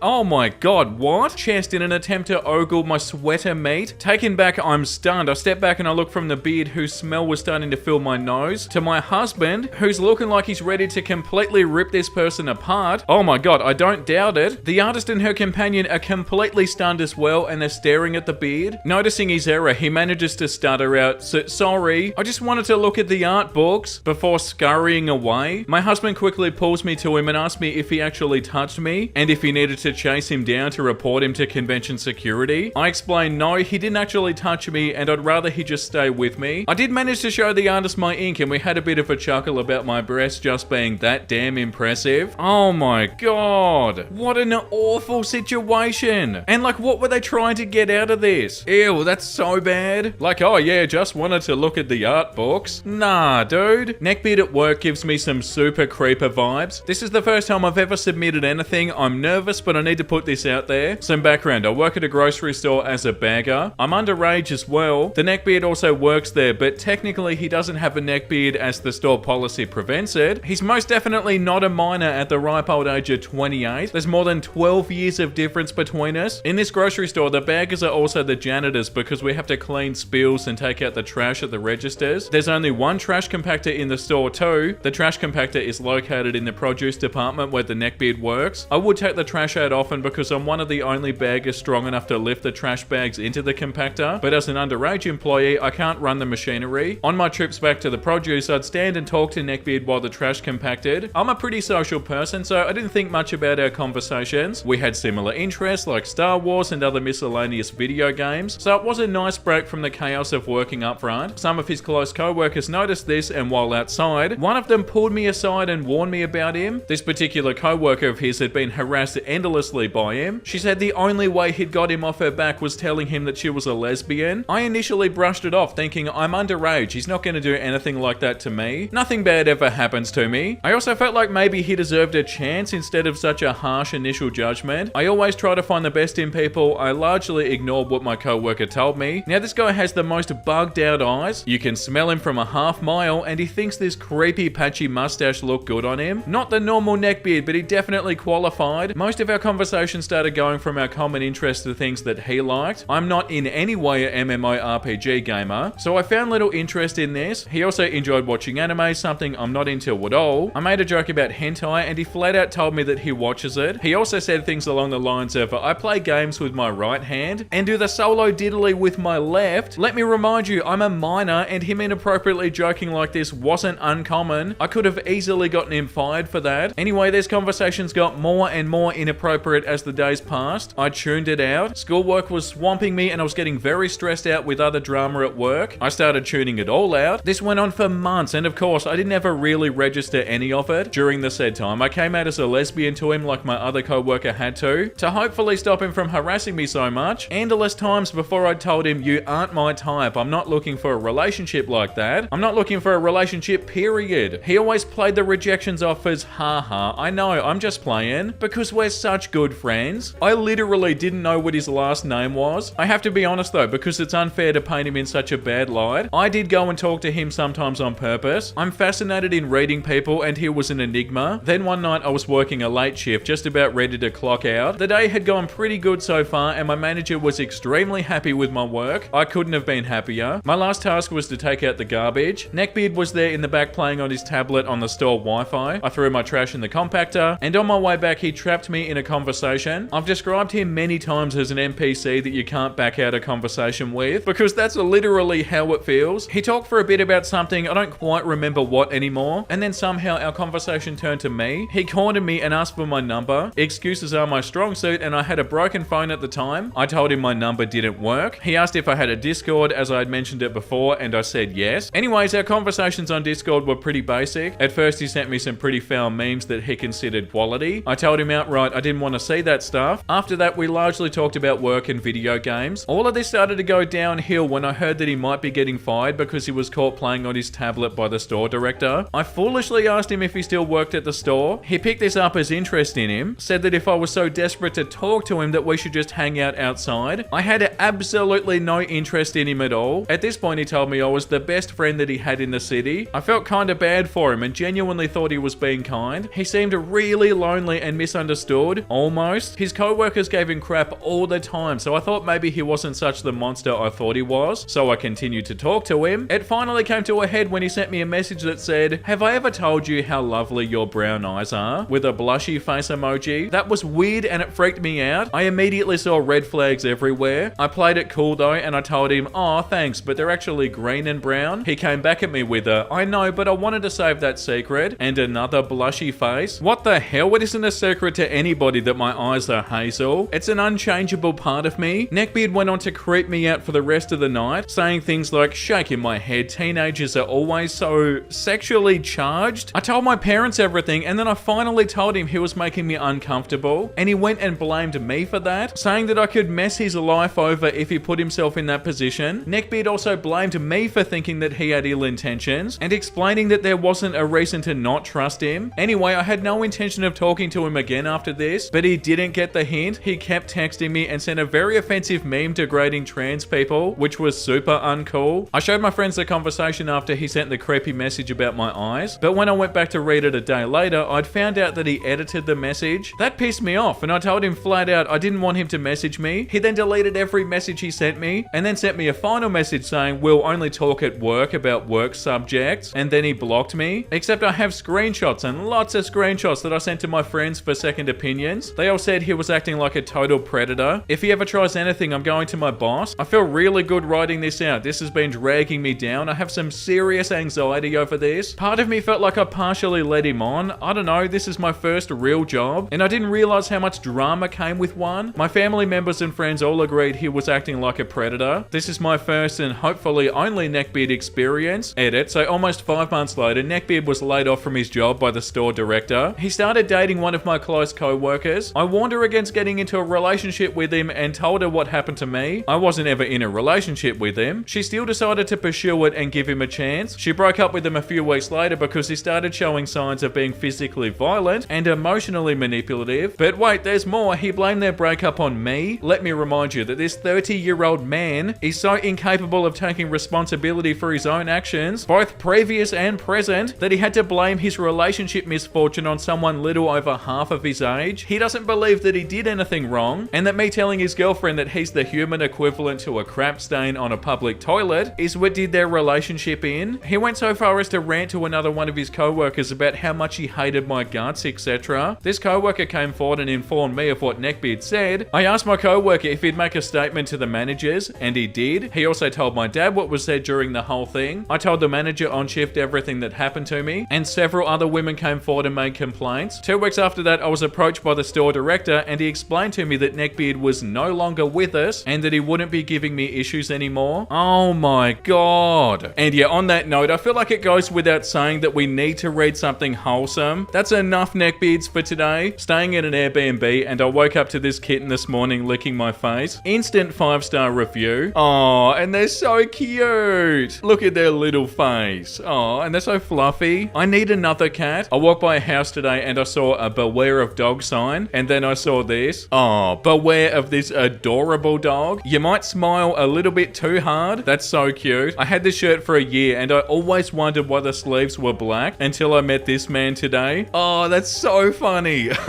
Hey dude, I've got your t-shirt sleeves. Our t-shirts complete each other. People say that cats are liquids. We can fill any space, a box, a bottle, a broken heart. Oh, animals are so beautiful. And yeah, that's a beautiful place to end the video, guys. Neckbeard ruins Marvel RPG for everyone and then stalks me after I kick him out of the group. Buckle up, buckaroos. This is going to be a long one, but I need some therapy. Don't worry. TLDR will be at the end. Some background information. I run a Marvel RPG designed by yours truly that has more of an emphasis on the story than the game itself, but still incorporates D&D-like elements, allowing people to have their own original characters as well as control some of the heroes of the Marvel universe. There are 2 current campaigns going, set in separate universes with emphasis on different ideas. One is more to do with outer space and the cosmic side of Marvel universe, while the other is a little more grounded and MCU-like. The campaign in question where all of this happened was the space emphasis one. The cast of this story and who they control, names have been changed to protect the innocent. Roman, Doctor Strange, Loki, Captain America, Iron Man, Washington Rogers, clone of Steve Rogers adopted as his son, OC, Siri, Theodore Teddy Griffin, mutant OC Morgan Stark, Jay, also my boyfriend, Miles Morales, Matt, Vitha Foster, Asgardian OC son of Thor, Thor and Vision, me, the DM, Christine Strange, Doctor Strange's wife, Sir Rita Strange, Doctor Strange's daughter and apprentice OC, Robbie Reyes, Carter Slade, Bucky Barnes, Texas Barnes, female clone of Bucky Barnes adopted as his daughter, OC, Alexander Stark, son of Tony Stark, younger brother to Morgan Stark, OC, Adrian Jackson, OC, Rhea, OC and AI made by Tony Stark, and other background characters, Kai, the 32-year-old autistic neckbeard who single-handedly ruined the campaign for everyone, Kuro, OC. So me, Roman, Siri, Matt and Jay are all really good friends, and we've been doing all sorts of campaigns for a really long time, normally with either me or Jay at the helm. We meet every week at the library where I work and then alternate the campaign, so we have 2 campaigns going at the same time, but we switch between them so things stay spicy. Enter Kai, stage left. Kai saw us playing and asked if he could join, to which we politely accepted, and I explained to him the rules along with how this was a more story-focused game. He filled out his sheet and handed it to me, and I immediately noticed something was off with his character, especially in the description that he gave. Kuro gave off a lot of anime vibes with weird, out-of-nowhere quirks that just didn't run with what I think he was going for. I I tell him that his character isn't approved, and then I hand it to Jay to check over. Jay's sort of my right-hand consultant in all things game-related, and he agrees with my decision. Kai got disheartened, but Jay promised that he would work with him on it if he wanted to continue on it, but for the time being without him. We didn't get Kuro approved that night, or the next session, or the session after that. About 5 character revisions later, Kuro was not as OP and was allowed to join the game. The story in the game so far was that Loki had challenged Doctor Strange for the title of Sorcerer Supreme, and had won the fight, throwing Doctor Strange into a portal, and then taking the Sanctum as his own along with his apprentice. Meanwhile, the Winter Soldier had also gone missing after the EPA requested guardianship from the Avengers due to an unknown substance washing up on the Hudson River that they had to remove, and were subsequently attacked, leaving only non-organic objects behind. Devastated that Bucky had gone missing again, Captain America, Texas, and Washington were all told to take a breather on the advice of Tony Stark, who had stepped up into the leadership role of the Avengers. Tony had also ordered that Doctor Strange's wife be taken into custody at Avengers Tower for protection until they could locate the good doctor, in addition to sending out the order that unless improved, none of the younger members of the Avengers could be deployed on a mission. Kai decided, despite all of this prior information that we just told him, that the best way to debut Kuro or Aetherius would be to have his spaceship the size of a skyscraper land in the Hudson River, hack every news media network to broadcast a generic "We come in peace" message, before hacking both Raya and Friday